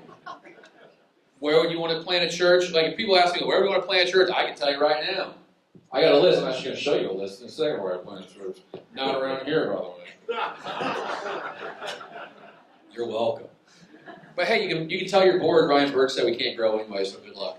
I'm not saying that. I'm joking. Kind of. So population was a huge part of it. This was like the first inclination I had that like maybe our environment shapes us more than we shape our environment. Maybe I can look at other variables. So slide. I looked at the share of the counties with a 4-year college degree. So guess what? 18% of all counties in America have a college degree rate below 15%. Only 1% of those outreach churches are in those counties. Go up the list. Look, so 14% of outreach churches are in that top row, and that makes up 2/3 of all the counties in America. Guess where you want to plant a church that's got the highest likelihood of success? Not just a growing county, a county with a lot of people with college degrees. This seems so counterintuitive, like the secularization we talked about earlier, that churches actually grow faster in counties with higher levels of education. Educated people are more likely to go to church in America than less educated people. And by the way, that population growth number and the education number are correlated with each other. Think about what educated counties are. They're metropolitan areas and the surrounding suburbs of metropolitan areas. That's where the white-collar jobs are in America. The tech jobs are in America. They require college degrees, 4-year degrees, master's degrees, and those things. That's 73% of the entire list are in counties where there are 30% college degrees or more. That only represents 20% of all the counties in America. So you're starting to see a picture emerge here, right? It's almost like there's a formula for this thing. Good population growth, high level of education. Next slide. This is population density, so number of people per square mile. Guess what? You don't want to be in a super rural county. You don't want to be in a super rural county. Look across the top. By the way, the average county in America is very small and very rural. Small population-wise, big land-wise. You know, you ever look at a map, you realize that. Like, go look at Montana, for God's sakes. Like, there ain't nobody lives there but cows. You know, you live in big old counties, and you're like, what's going on out here? The answer is nothing, except cows. Guess what's else not going on out there? Big, fast-growing churches. Because how are you going to grow? You got more cows than people, right? 21, 33, what's that, 40, 42, 75% of counties are in that top row, but only 8% of fast-growing churches are in that top row. This is actually really important, by the way. You know what the ideal number is? You don't want to be too dense. You actually want to be somewhat dense because those 500 plus are urban areas, and it's hard to grow a church in an urban area because those areas, for a bunch of reasons, like imagine like starting a church in New York City sounds awful, not gonna lie, or like downtown Chicago or something like that. Like you don't want to be in a really high density place. You want to be sort of in a medium density place, which is 100 to 500 people per square mile, which basically is what the suburbs are, by the way. Right? That's what you're shooting for is a suburban type county with medium population density, not too high and not too low. That's where the majority of those outreach churches are, is in that sort of medium population density, high education, population growth kind of place. Next slide. This is what you should look for. Actually, the population density should, between 100 and 500 is what you really should look for on population. Everything else is right, though. You want population growth of 10%.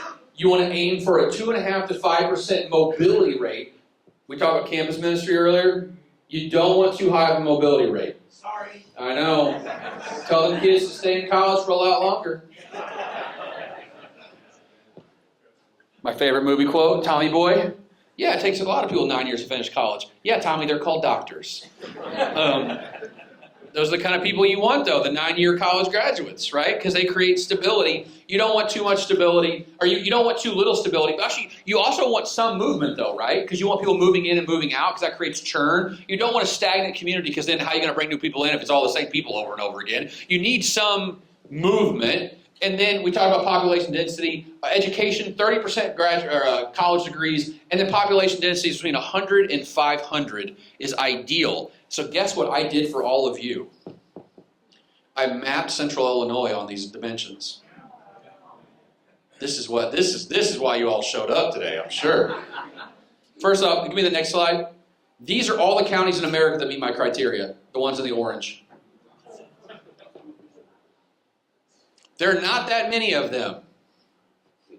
And you can kind of see where they are. There's one in Illinois, and it is Kane County.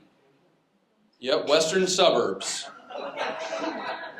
Are you from Kane County? I am. Well, is your church exploding in size right now?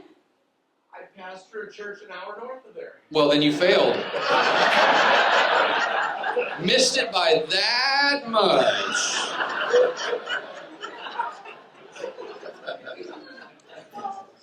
Almost. Close only counts in horseshoes, hand grenades, and church planting, apparently.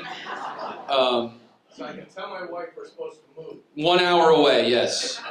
Ryan Burge told us, the voice of God said, that you should move to Kane County, Illinois. You can see in St. Louis, it's St. Charles County, which is like in the western side of St. Louis. But you can really see that most of America does not have a county that meets this criteria. In the entire state of Indiana, there are 0. In the entire state of Michigan, there are 0 who meet my criteria for growth based on those 4 criteria of density, education, growth, and what the other one for? Mobility. Yeah, so you can see here, Florida's got several, Texas has several, Arizona has several, California has several, or most states have 1 or 2 though. Right? It's very unusual for your state to have a whole bunch. I actually have a list somewhere. I can give you the list. I always tell people, like if you're a church planter and you go plant a church in one of those counties and it blows up, you've got to invite me to come speak. Because I am the reason why you are there. Without me, you are nothing. But you know, the point I'm trying to make here is like, you guys know who Steve Furtick is? Started a church called Elevation in Charlotte, North Carolina. It's like 20,000 people now. Like, listen, is Steve Furtick a gifted preacher? I think he is, but he also started a church in Charlotte, North Carolina in 2005. Like, good gravy, man. You could have fallen all over yourself and had a good church cooking there. You know what I want Steve Furtick to do? Go to rural Pennsylvania and try that again, dude. See how well it works. Because that's the thing, like, Andy Stanley and I are friends, and I go to North Point a couple times a year. Andy Stanley started North Point on the north suburbs of Atlanta, Georgia in the 1990s. I mean, listen, that's success upon success right there. And the community around you is blowing up. And now your church is just worth more because everything else around you is worth more. You know, it's just like one thing after another. And so what you see is like there's a formula to all of this. Yes, I believe the Lord can work in rural Pennsylvania, but man, I'd rather the Lord lead me to South Florida. You know? I have a buddy who moved to Maine. I was like, I don't know, dude. I don't know. I wouldn't do that, but that's just me. It's not magic, it's math. You know, math is math. So, next slide. Oh, here's what you're all here for right now.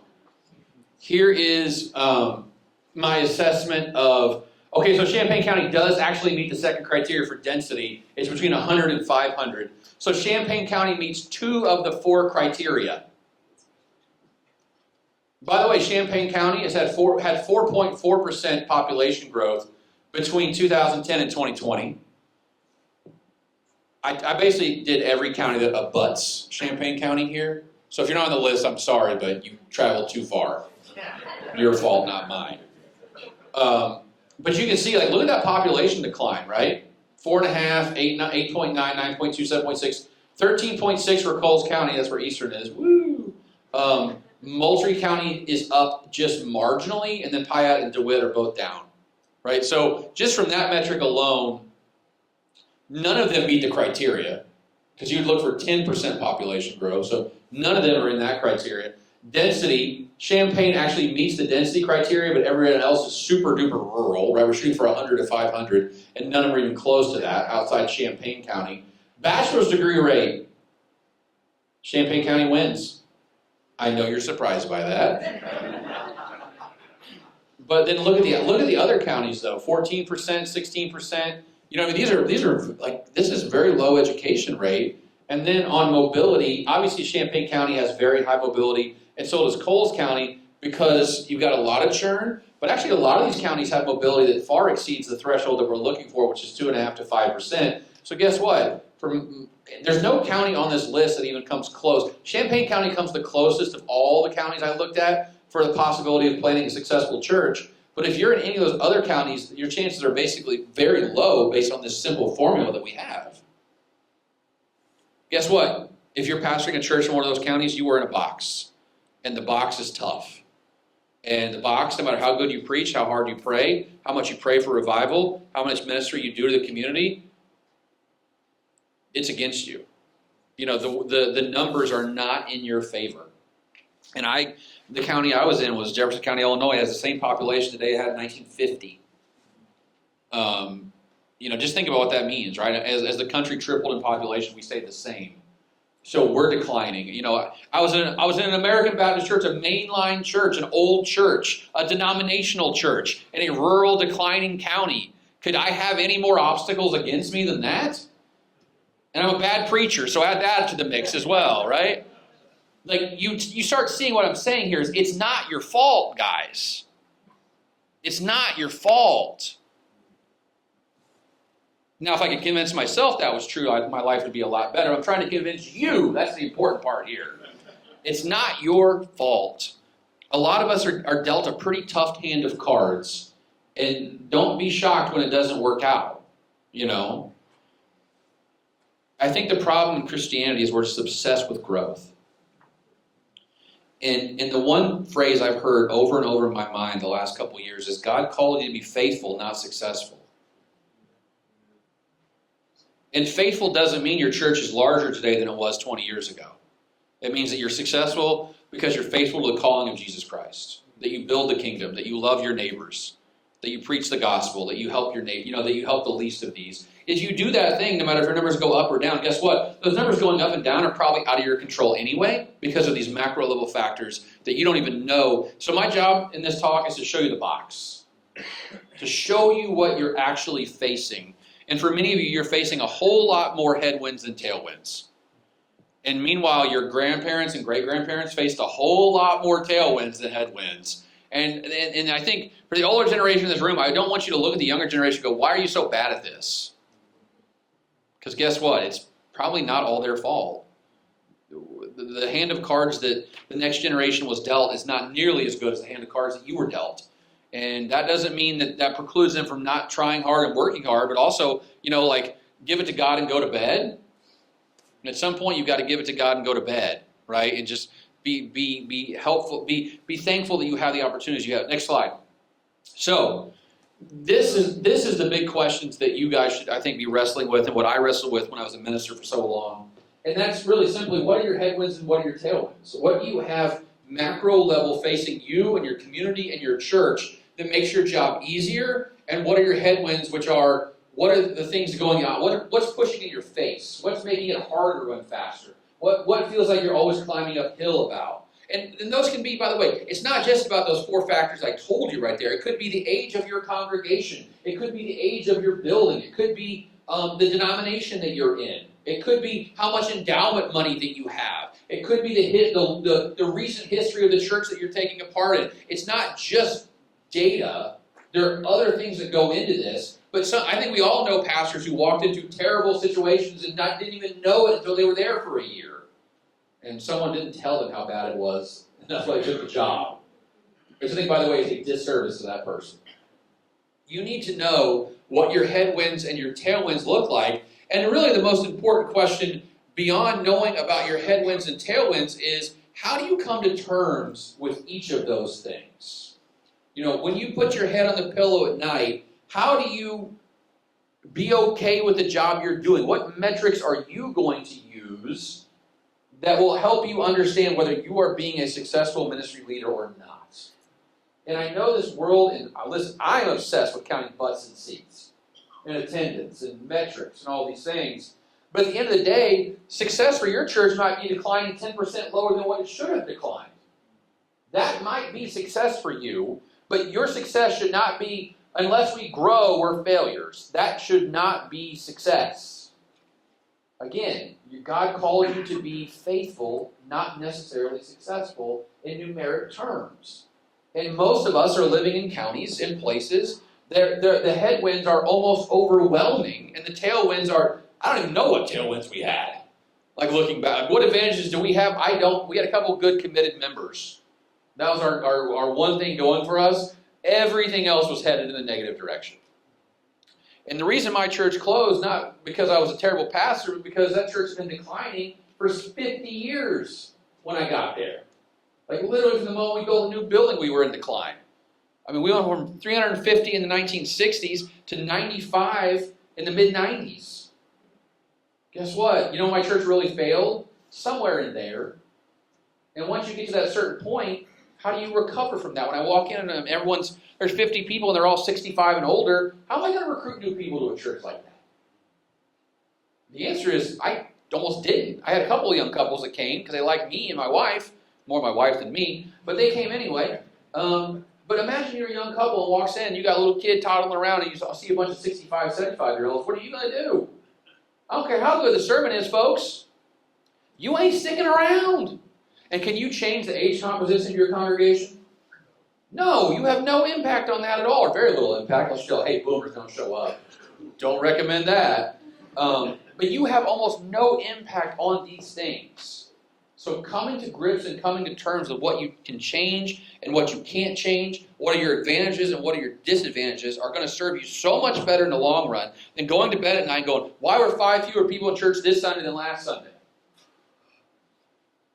I told Randy this last night, but I'll tell you. The most humbling thing I've ever heard in my life is the number of people who show up at your funeral is more a function of whether it's going to rain or not, or whether you were a good person or not. So let's put things in proper perspective, right? I mean, it's not about you at some level. It's about these macro level forces that are making your job easier. I would rather have a church in Champaign County than Iroquois County or Jefferson County. Actually, in Central Illinois, I think Champaign County is probably the best choice of all. But you know what else is happening? Everyone else has the same idea. You know what I mean? You're all competing for the same market because this is a pretty good market in a sea of not very good markets. You know, I mean, let's be realistic about this. Next slide, please. I love what Theodore Roosevelt said. Do what you can with what you have where you are. And then my friend John Wesley, do all the good you can by all the means you can, in all the ways you can, and all the places you can, at all the times you can, to all the people you can, as long as you ever can. And if you hear anything else that I say today, I want you to hear this. If your church is growing, it's probably not all you're doing, and if it's not growing, it's probably not all your fault. I say probably not, because every once in a while someone's like, yeah, you definitely killed that church. That's on you. But 90% of the time, it's not. You know what I mean? It's not the pastor. I told you guys before, how many people go to church and go, man, I love the sermon, but I hate everybody else there. But I keep going because I love the sermon. Especially in an age of streaming, you just watch the sermon online, you don't deal with those nonsense people. But you know why people come? Not because of you. Because of the church. They like the people that are there. It's not about you. I want you guys to internalize as much as you can that whether your church grows or does not grow, it's really not a reflection of your faithfulness, your hard work, your dedication, your work in the kingdom, what God called you to do, because it really isn't. A lot of these things are outside your control and will never be inside your control unless you choose to plant a church. And you choose to plant a church in a not good location, that's on you. Because I told you where to go, and you ignored me. So that's your fault, not my fault, but at least I told you the information that we have. So next slide, please. So the question is, what do we do? You're in a church that's in a tough situation. You're in a county that's not growing. You got low education. You don't got a lot of population, low density, all those things, blah, blah, blah, blah, right? You got all these things going against you. What is the hope here, and how do we do our best to reach out to people that we can with the tools that we have and the resources we have? Well, one huge upshot of our book, The Great De-Churching, we asked people who are evangelicals who stopped going to church, why they would go back. Like, what are the reasons they would go back? And the number one reason by a long shot was friends. Friends are friends forever if the Lord's the Lord of them.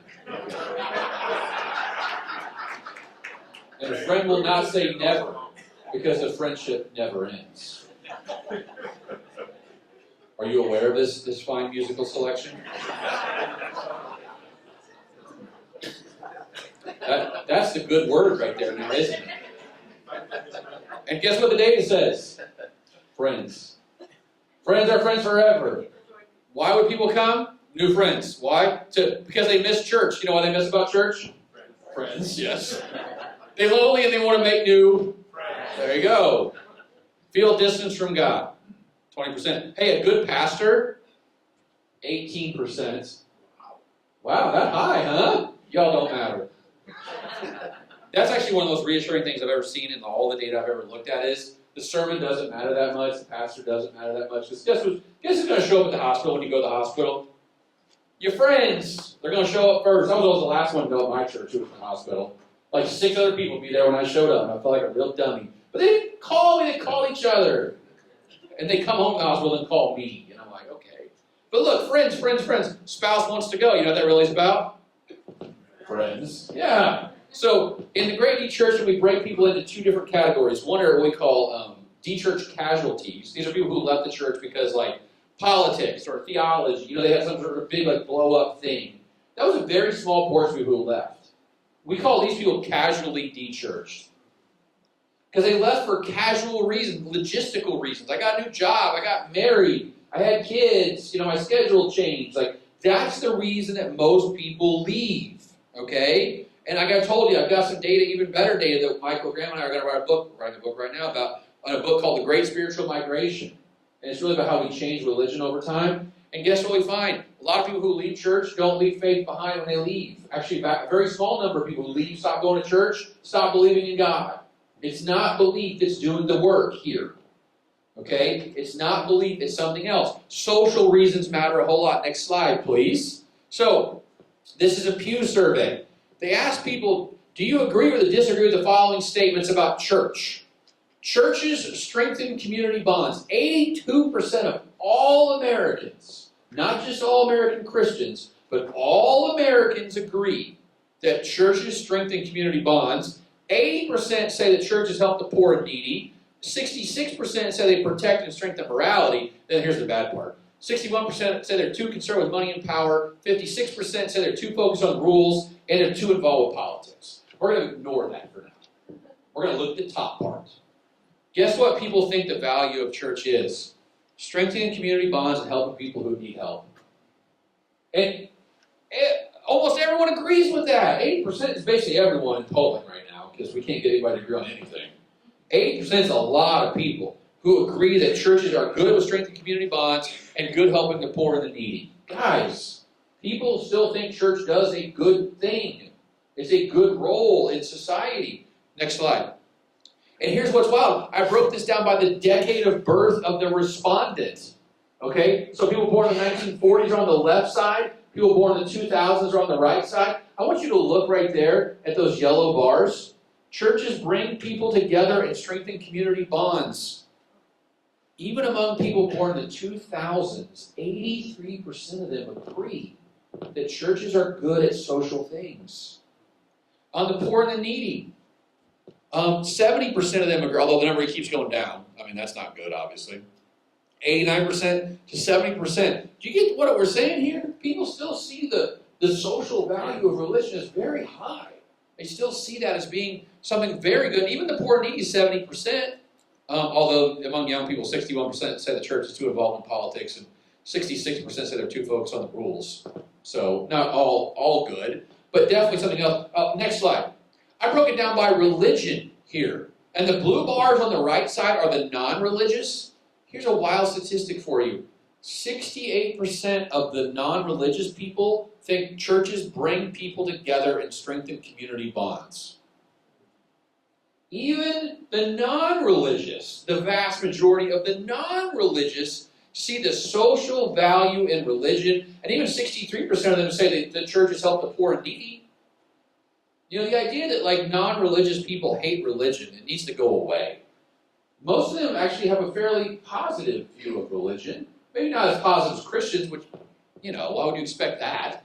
But definitely more positive than they're given credit for. They do see the value of church and creating community and helping people in need, even among the non-religious. Like 2/3 of the non-religious think that churches are good at strengthening community bonds and bringing people together. So maybe we should think more about that a little bit, right? As I was telling the guys earlier, Philip Yancey, the disgraced Philip Yancey, but Philip Yancey, the author, once wrote that no one became a Christian because they lost the argument. Just let that roll around your brain for a minute. No one became a Christian because they lost the argument. Like, we're going to, like, theologically convince someone to come? Like I said earlier, I really do think behavior precedes belief. Getting them in the church for any reason at all should be your goal. Any reason at all is legal. Get them in that church building.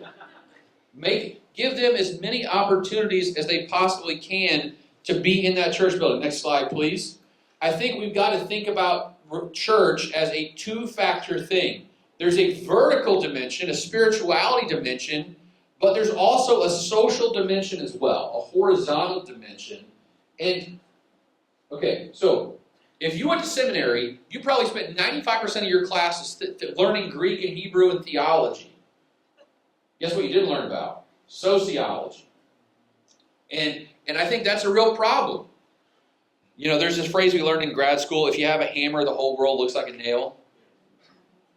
And if you're taught nothing but theology in seminary about how to read the Bible and how to understand limited atonement and transubstantiation and all these things, that's great. You know what? People don't care about that stuff.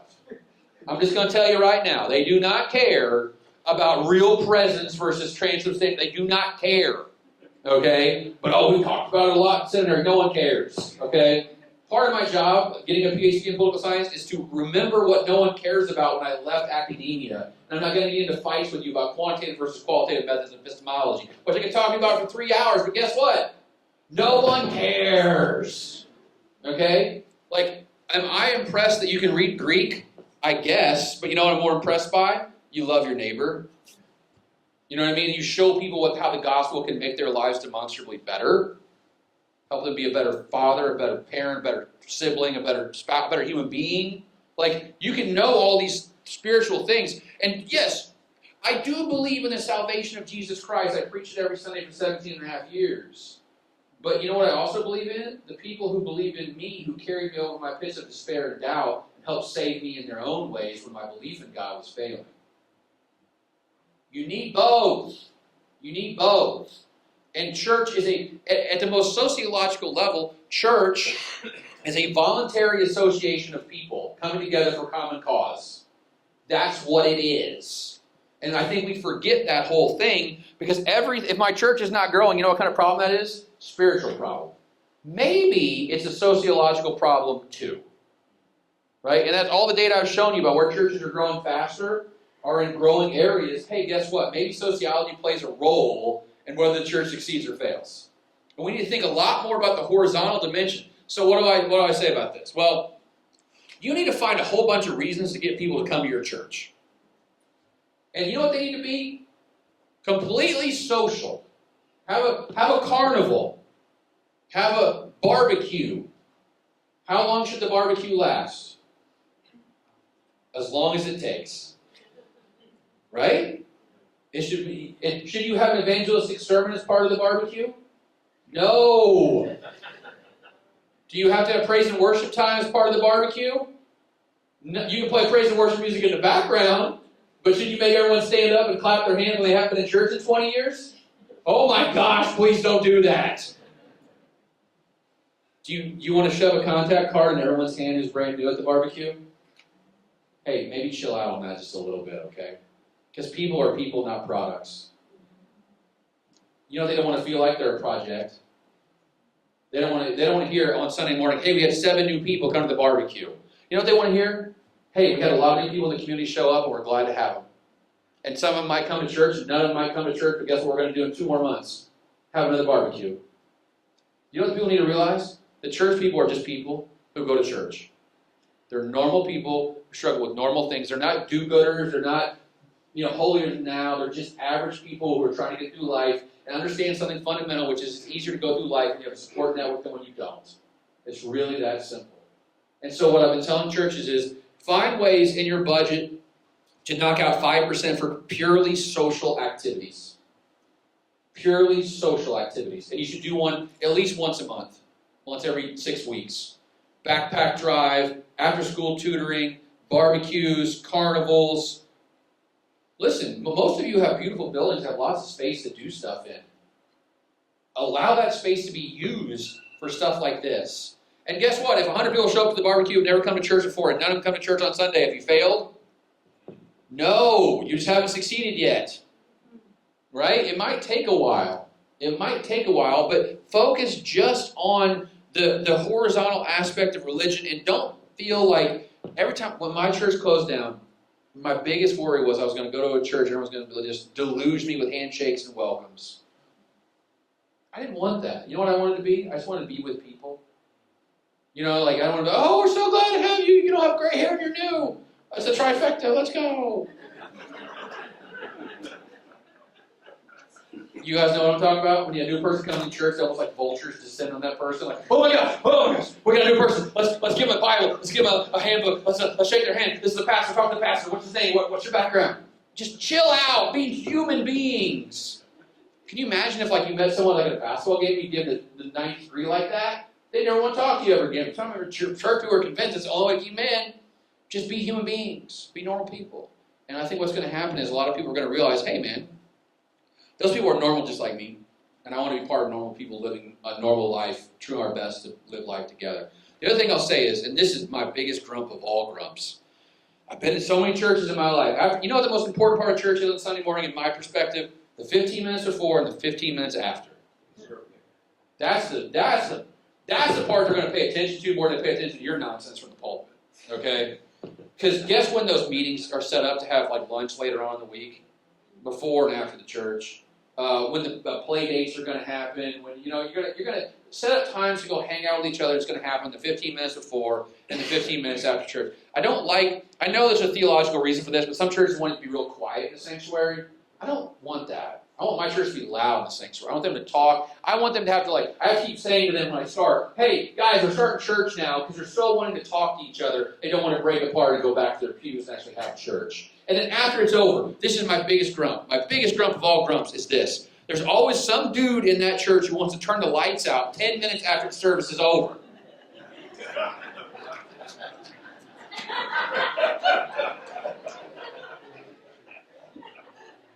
Don't do that. If you got people sitting and lingering and talking in the pews, you know what you should do? Everything in your power to keep them talking in the pew.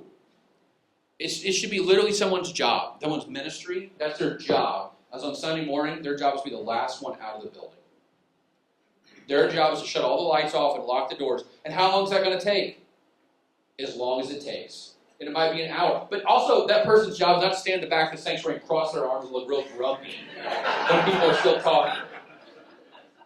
They need to go hide somewhere else, right? So no one sees them. And there's no pressure to end those conversations because that is where, in many ways, the work of the church is happening.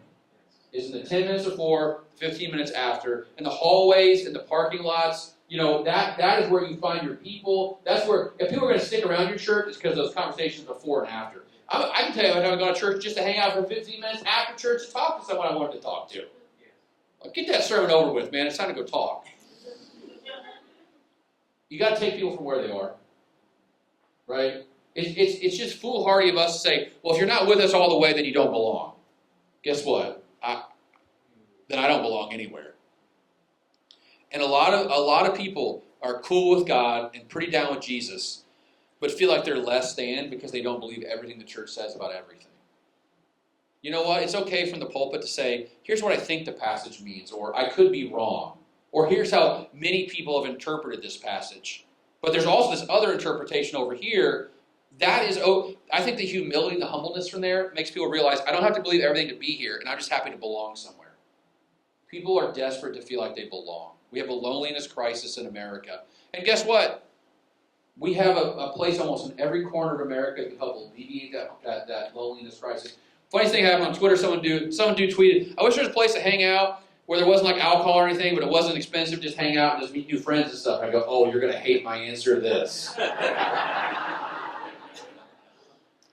And what's so funny is all the comments were like, no, not like that. Well, what are you waiting for? Right? What are you waiting for? The church is so well equipped and so well designed and so perfect for the moment that we're living in because it's a place where we can make connections with other people. And young people especially are terrible at that. Like when we did all the work from home thing, we've realized that was a huge mistake. Working from home 5 days a week is a terrible idea. Because what many of the best ideas in relationships form? A casual bumping into someone at the water cooler, in the hallway, at the lunchroom.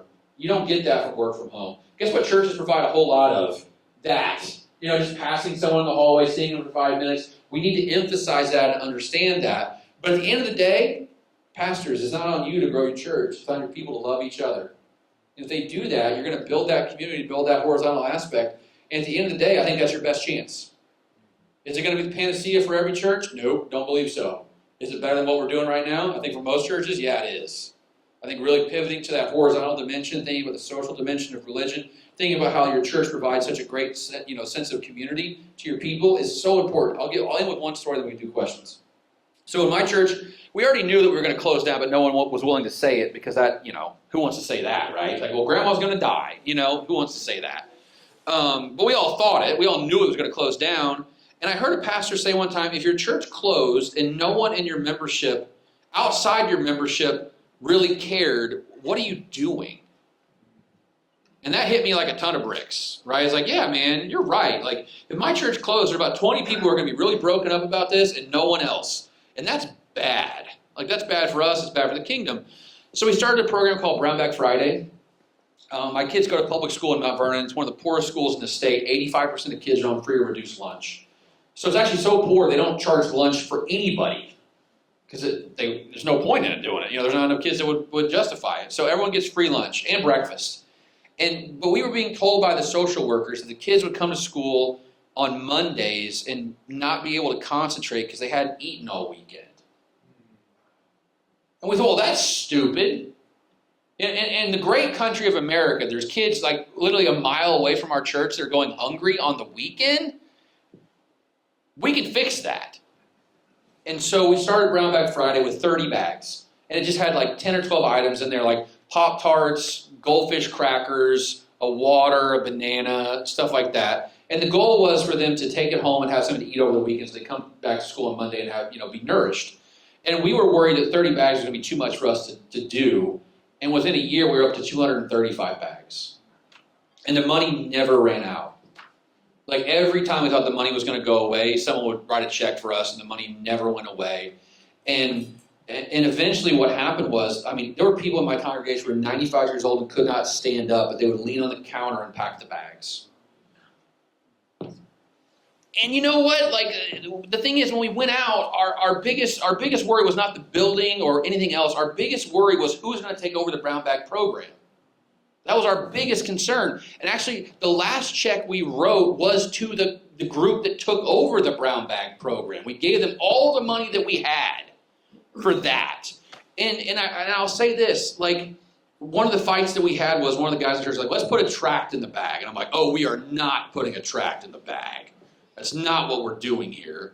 We compromised in putting a little slip of paper in the bag that just said, we're First Baptist Church, we don't know you, but we care about you. And if we can help you in any way, here's our phone number. Simple as that. We never got many calls. We got one call I'll never forget, though. It was a grandmother who, it was like October, November, it's getting cold. And she said, I don't have any money to buy a coat for my grandson. And we said, well, come on down, because we're having, this is how God's providence works out. We were having a rummage sale in the church. And we actually had like racks and racks of clothes. And he came down. And he and his grandma came down, and she bagged up 3 bags of clothes for him and 3 bags of clothes for her. So take whatever you want; it's all free. You can have it. And I don't know what that kid's going to end up doing with the rest of his life, but I hope he looks back on that and goes, you know what? The church is not so bad. Because these people who didn't even know me took care of me.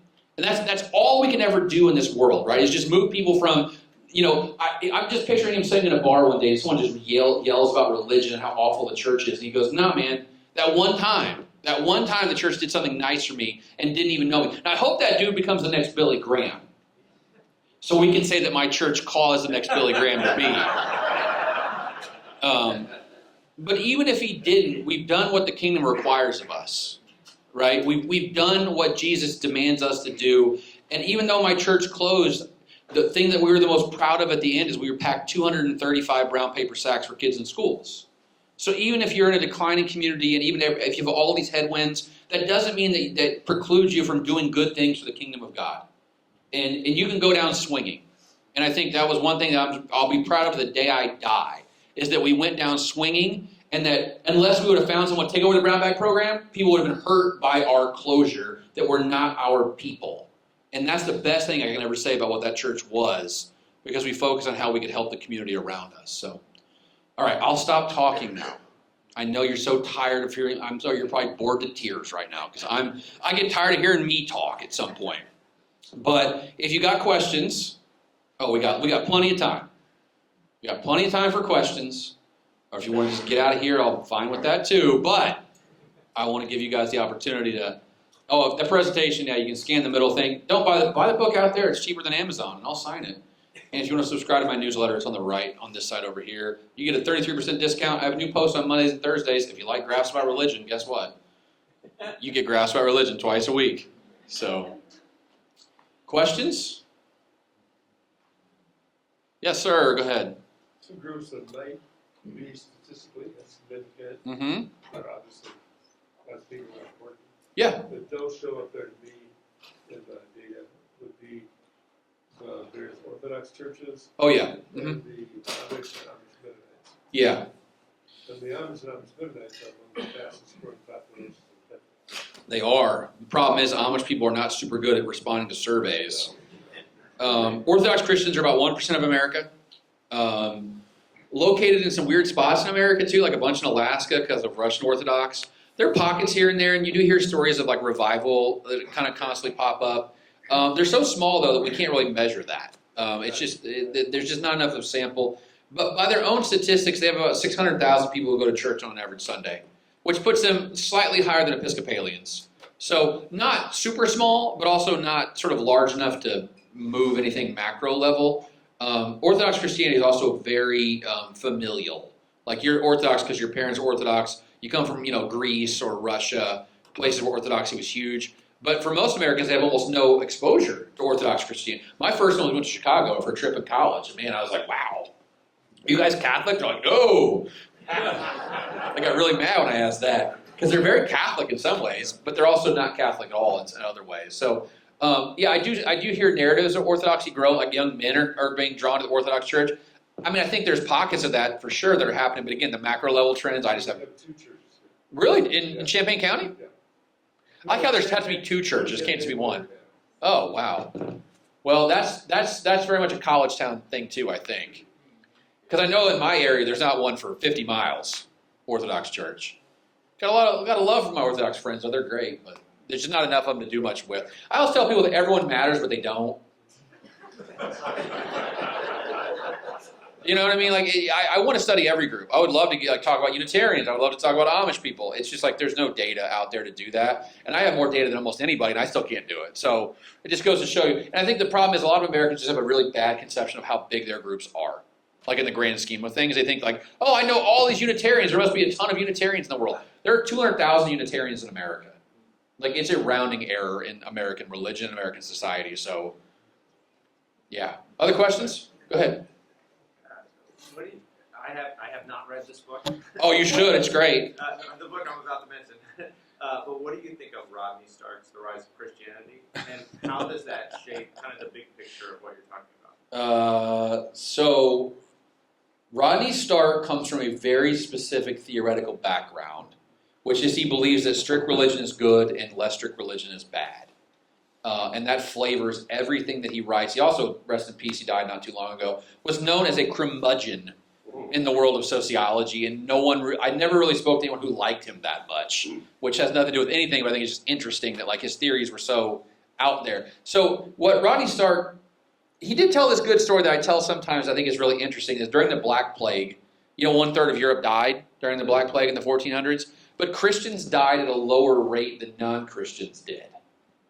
And the reason is because God protected them from the Black Plague, obviously, right? No. Sociologically, what happened was Christians didn't abandon other Christians when they got sick. And they tended their wounds, they gave them nourishment, they basically took care of them, which means their death rates went down significantly compared, and that led to a lot of people converting to Christianity because they thought it was like a magical talisman that protects them from disease. So that's kind of like Stark's perspective on, Christianity basically rose because of its sort of sociological oddness compared to other groups. And I want to recommend a book beyond that book, though. There's a book by Tom Holland called Dominion. Have you guys seen this book before? It's like a 600-page tome. And Tom Holland was a secular historian when he started writing that book. And it basically takes you through the history of Western Christianity in 600 pages, which you're going to learn all kinds of stuff that I didn't even know.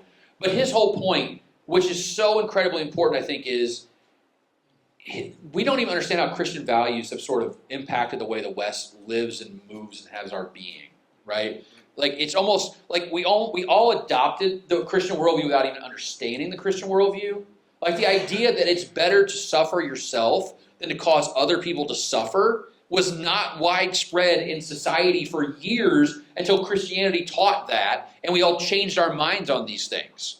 I had a buddy who wrote a piece about what happened in Minneapolis with the ICE agent killing Renee Good, and he said everyone was outraged in America because the government killed someone. You realize how Christian that is, that we're upset the government killed somebody? Like, for most of human history, you'd hear, oh, the government killed somebody. You go, okay, it's Tuesday.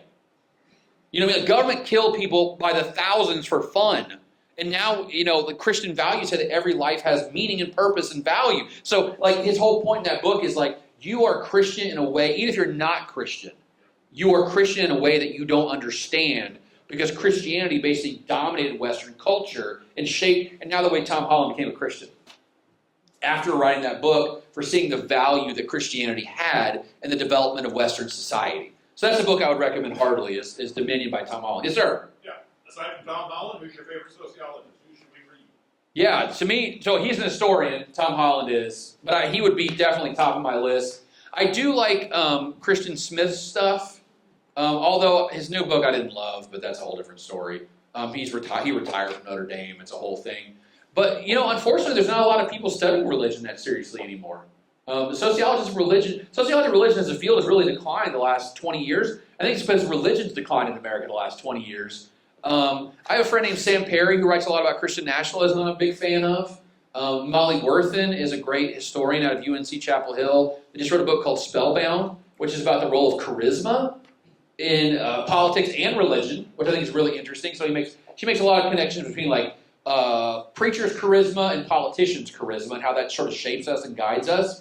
So she's high on my list. Sam Perry wrote a great book called Religion for Realists, which, if you really want to think about how social scientists think about religion, he does a great job in that book of explaining how social science thinks about religion in a non-religious way, if that makes any sense. Like how we sort of strip the theological out of it and think of it just purely sociological. So I'm a big fan of that book. Obviously, all my books are fantastic, and you should buy those. For goodness sakes.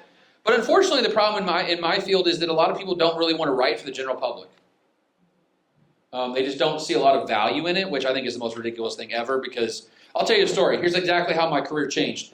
I wrote an article for a journal called The Review of Religious Research, which is this kind of mid-tier academic journal. I spent 100 hours writing this piece, blah, blah, blah, blah. 6 months after it comes out, they email me and say, hey, your piece is one of those read pieces in the journal the last 6 months. I was like, oh, that's great. At least people read it. I go log into the dashboard. It had been read 63 times in 6 months.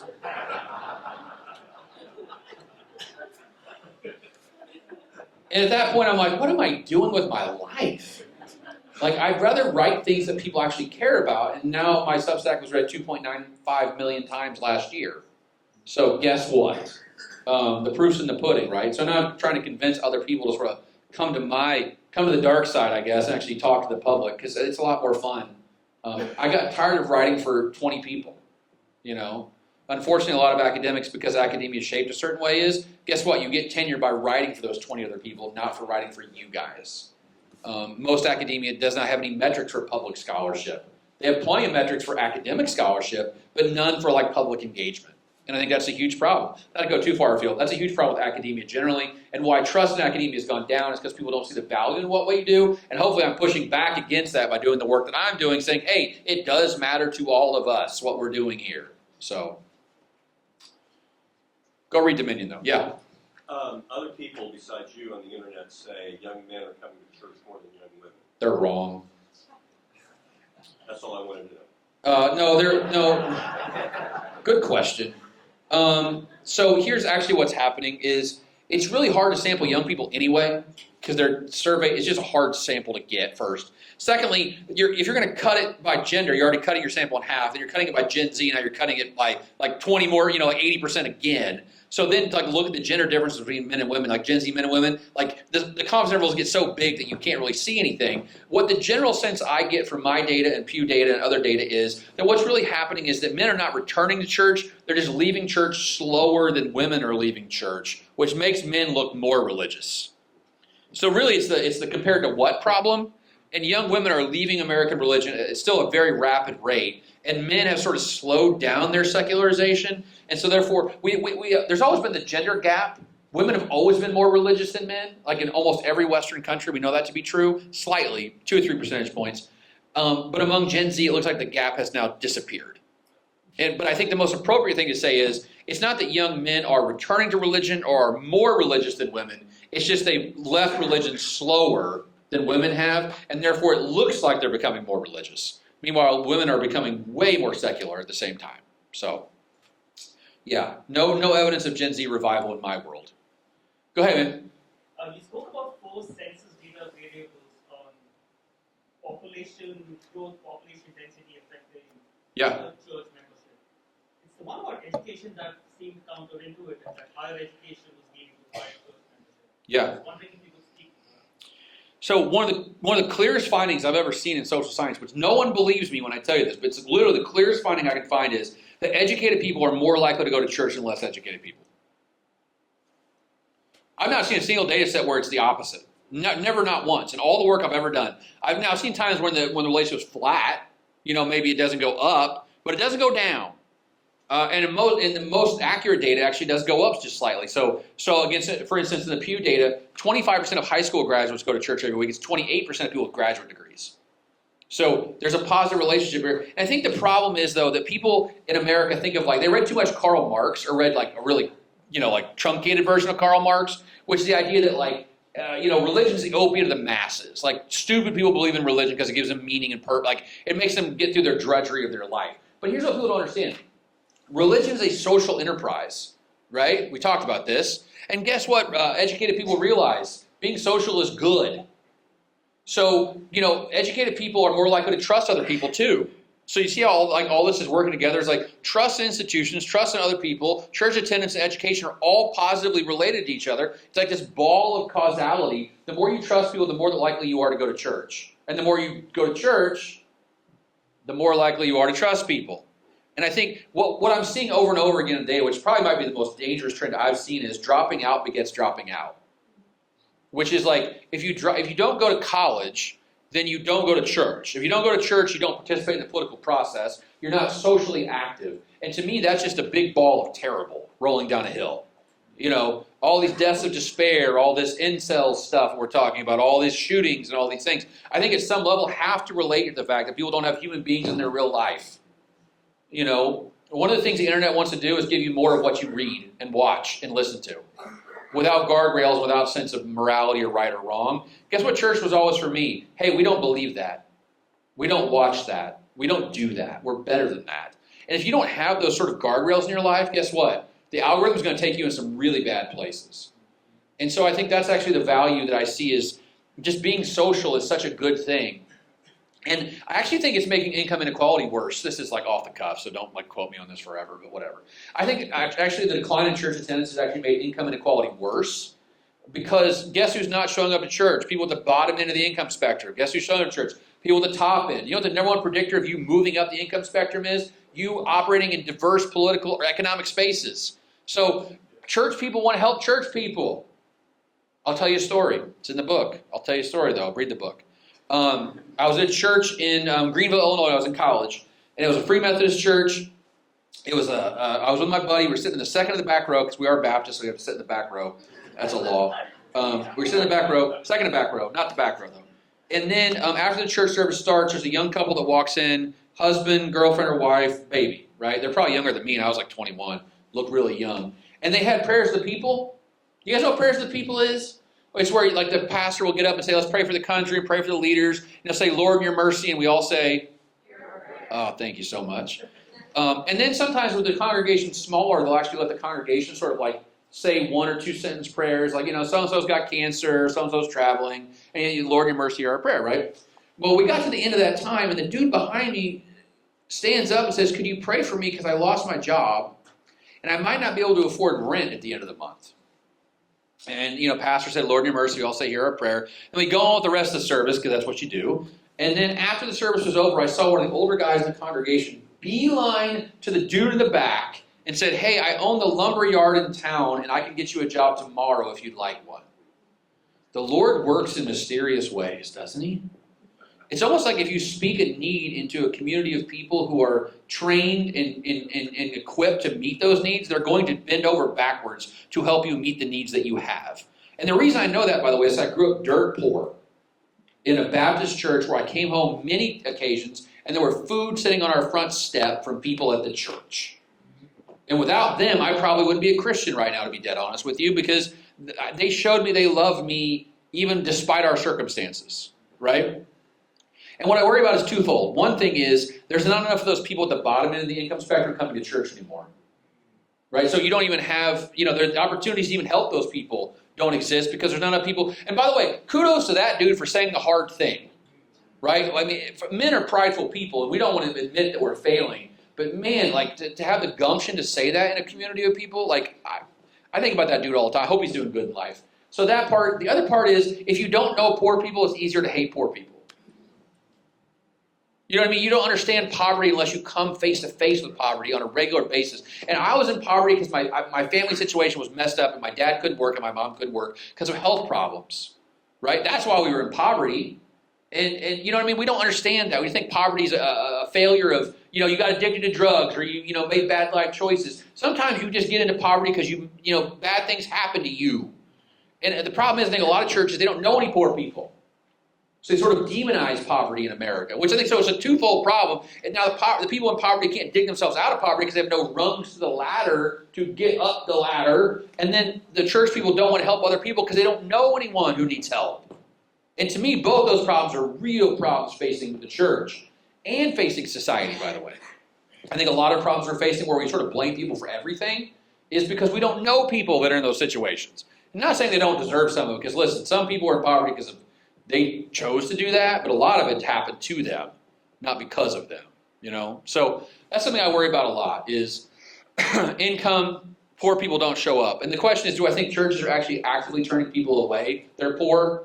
I don't believe that, but somehow we're giving out the impression that you don't belong here unless you look a certain way, think a certain way, act a certain way, make a certain amount of money. And I think that's a real tragedy, honestly. Because my understanding of the gospel is that Jesus cares about the last, the least, and the lost. He was always obsessed with the person on the fringe of the crowd, not in the middle of the crowd. The guy who didn't fit in, who had leprosy, who was sick, who was poor. That's who the kingdom is for. To get preachy for a second, the entire Gospel of Luke is the great reversal, which is the last shall be first and the first shall be last. But in American society, it's like, no, the last is going to be last. That's not what we should be wired to think. We should be wired to think of the people who aren't here, who don't show up, who can't show up, who need to show up. So anyway, enough preaching. Yeah, go ahead.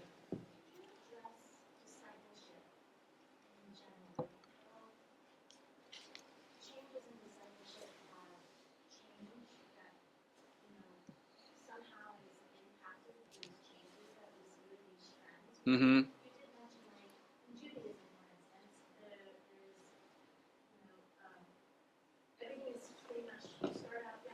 Yep.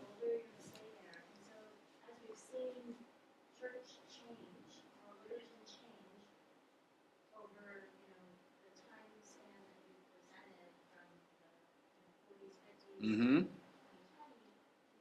How can we do discipleship now that, bridges that social aspect and spiritual aspect so that people, stay? Because it's like we can open doors and have all these social things, but we're still not addressing sometimes the deeper needs because we're still staying on the surface. Yeah. So how do we do that in today's day and age? When we can turn on a podcast, and so the unchurched or the choose not to disclose or have the preferences, but they can listen to 10 sermons on a Sunday morning. Yeah. If I had the answer to that, I'd be a millionaire right now. I really do. Like, I wish there was like an easy thing I could say, but I'll kind of go back to what I was talking about the Christian Smith's book. He just basically argues that religion became obsolete. That's the title of this new book, Why Religion Became Obsolete. I really do think there's a zeitgeist shift in America away from religion in a way that we can't measure, but we can feel it. And I think that discipleship, listen, there's always a causality problem with discipleship. It's like who actually shows up to discipleship classes? People who already are interested in the faith, right? Like, how do you take people who are sort of marginal and bring them one layer in? I think the answer to that is much more difficult. And I think one way I would say to even think about doing that is, pastors, don't tell people what to think about everything. Make them ask more questions and have more answers. Because then you know what they're going to do? They're going to dig in and try to find out what are ways to think about this issue. Like, I'll give you a great example right now. The Catholic Church, okay? Catholic theology on life is they believe in a consistent ethic of life, which means that life should be protected from natural conception to natural death, which means they are opposed to abortion, they're opposed to birth control, they're opposed to unjust wars, they're opposed to physician-assisted suicide, and they're opposed to the death penalty. Because all those things stop life. Man, I'd love to tell my students about that and then go, wait a minute, where does that idea come from? Like, what's the theological underpinning for you believing these things about this issue? I tell my students about that. A lot of my students are secular. They don't care, and I tell them about that. You should see their gears start turning in their head about like, wait a minute, that's actually a consistent way to think about life, a coherent worldview. I don't agree with it, but I respect it. And I think that's actually what people are more interested in right now, is not how to think about every single issue, but they're more interested, and I think the church would be a lot better in helping them create frameworks and structures to how to think about issues of the day, as opposed to here's what you should believe on abortion. No, tell me why. Tell me why we're opposed to physician-assisted suicide when the culture is in favor of it. Tell me why we're opposed to sports gambling when the culture is in favor of it. You know what I mean? Like, I think that layer of discipleship, piquing their interest in the sermon and then giving something later on. I'm always a big believer in that, by the way. A preacher who says, like, I'm going to preach, and then on Wednesday we're going to talk about the sermon. What questions do you have after the sermon? Is a great way to disciple people. Because it makes them an active participant in the sermon, whether they realize it or not, as opposed to, I'm going to preach this Sunday, I'm going to preach next Sunday, I'm going to preach next Sunday. I don't care what you have to say. So I do think some sort of like feedback loop is a great idea. You know what that becomes? It becomes discipleship.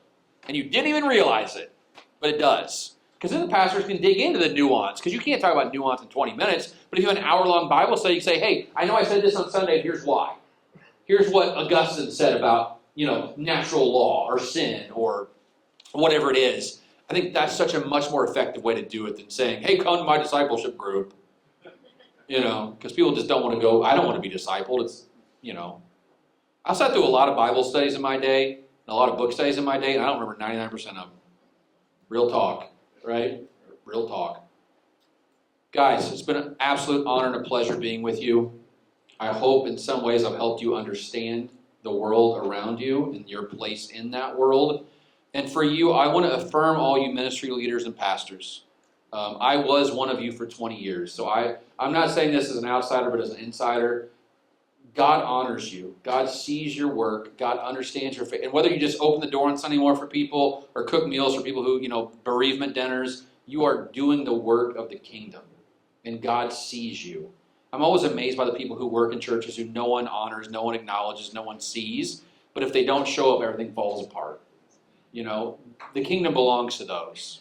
And I really do believe that. So never tire of doing what is good, as the scriptures command us to do, but put your shoulder to the wheel and push every day. And if you end up doubling your church, congratulations. If your church is half a size, congratulations. You've done your job. You've built the kingdom. You've done what God's called you to do. And at the end of the day, that's really all you can do. So thank you so much.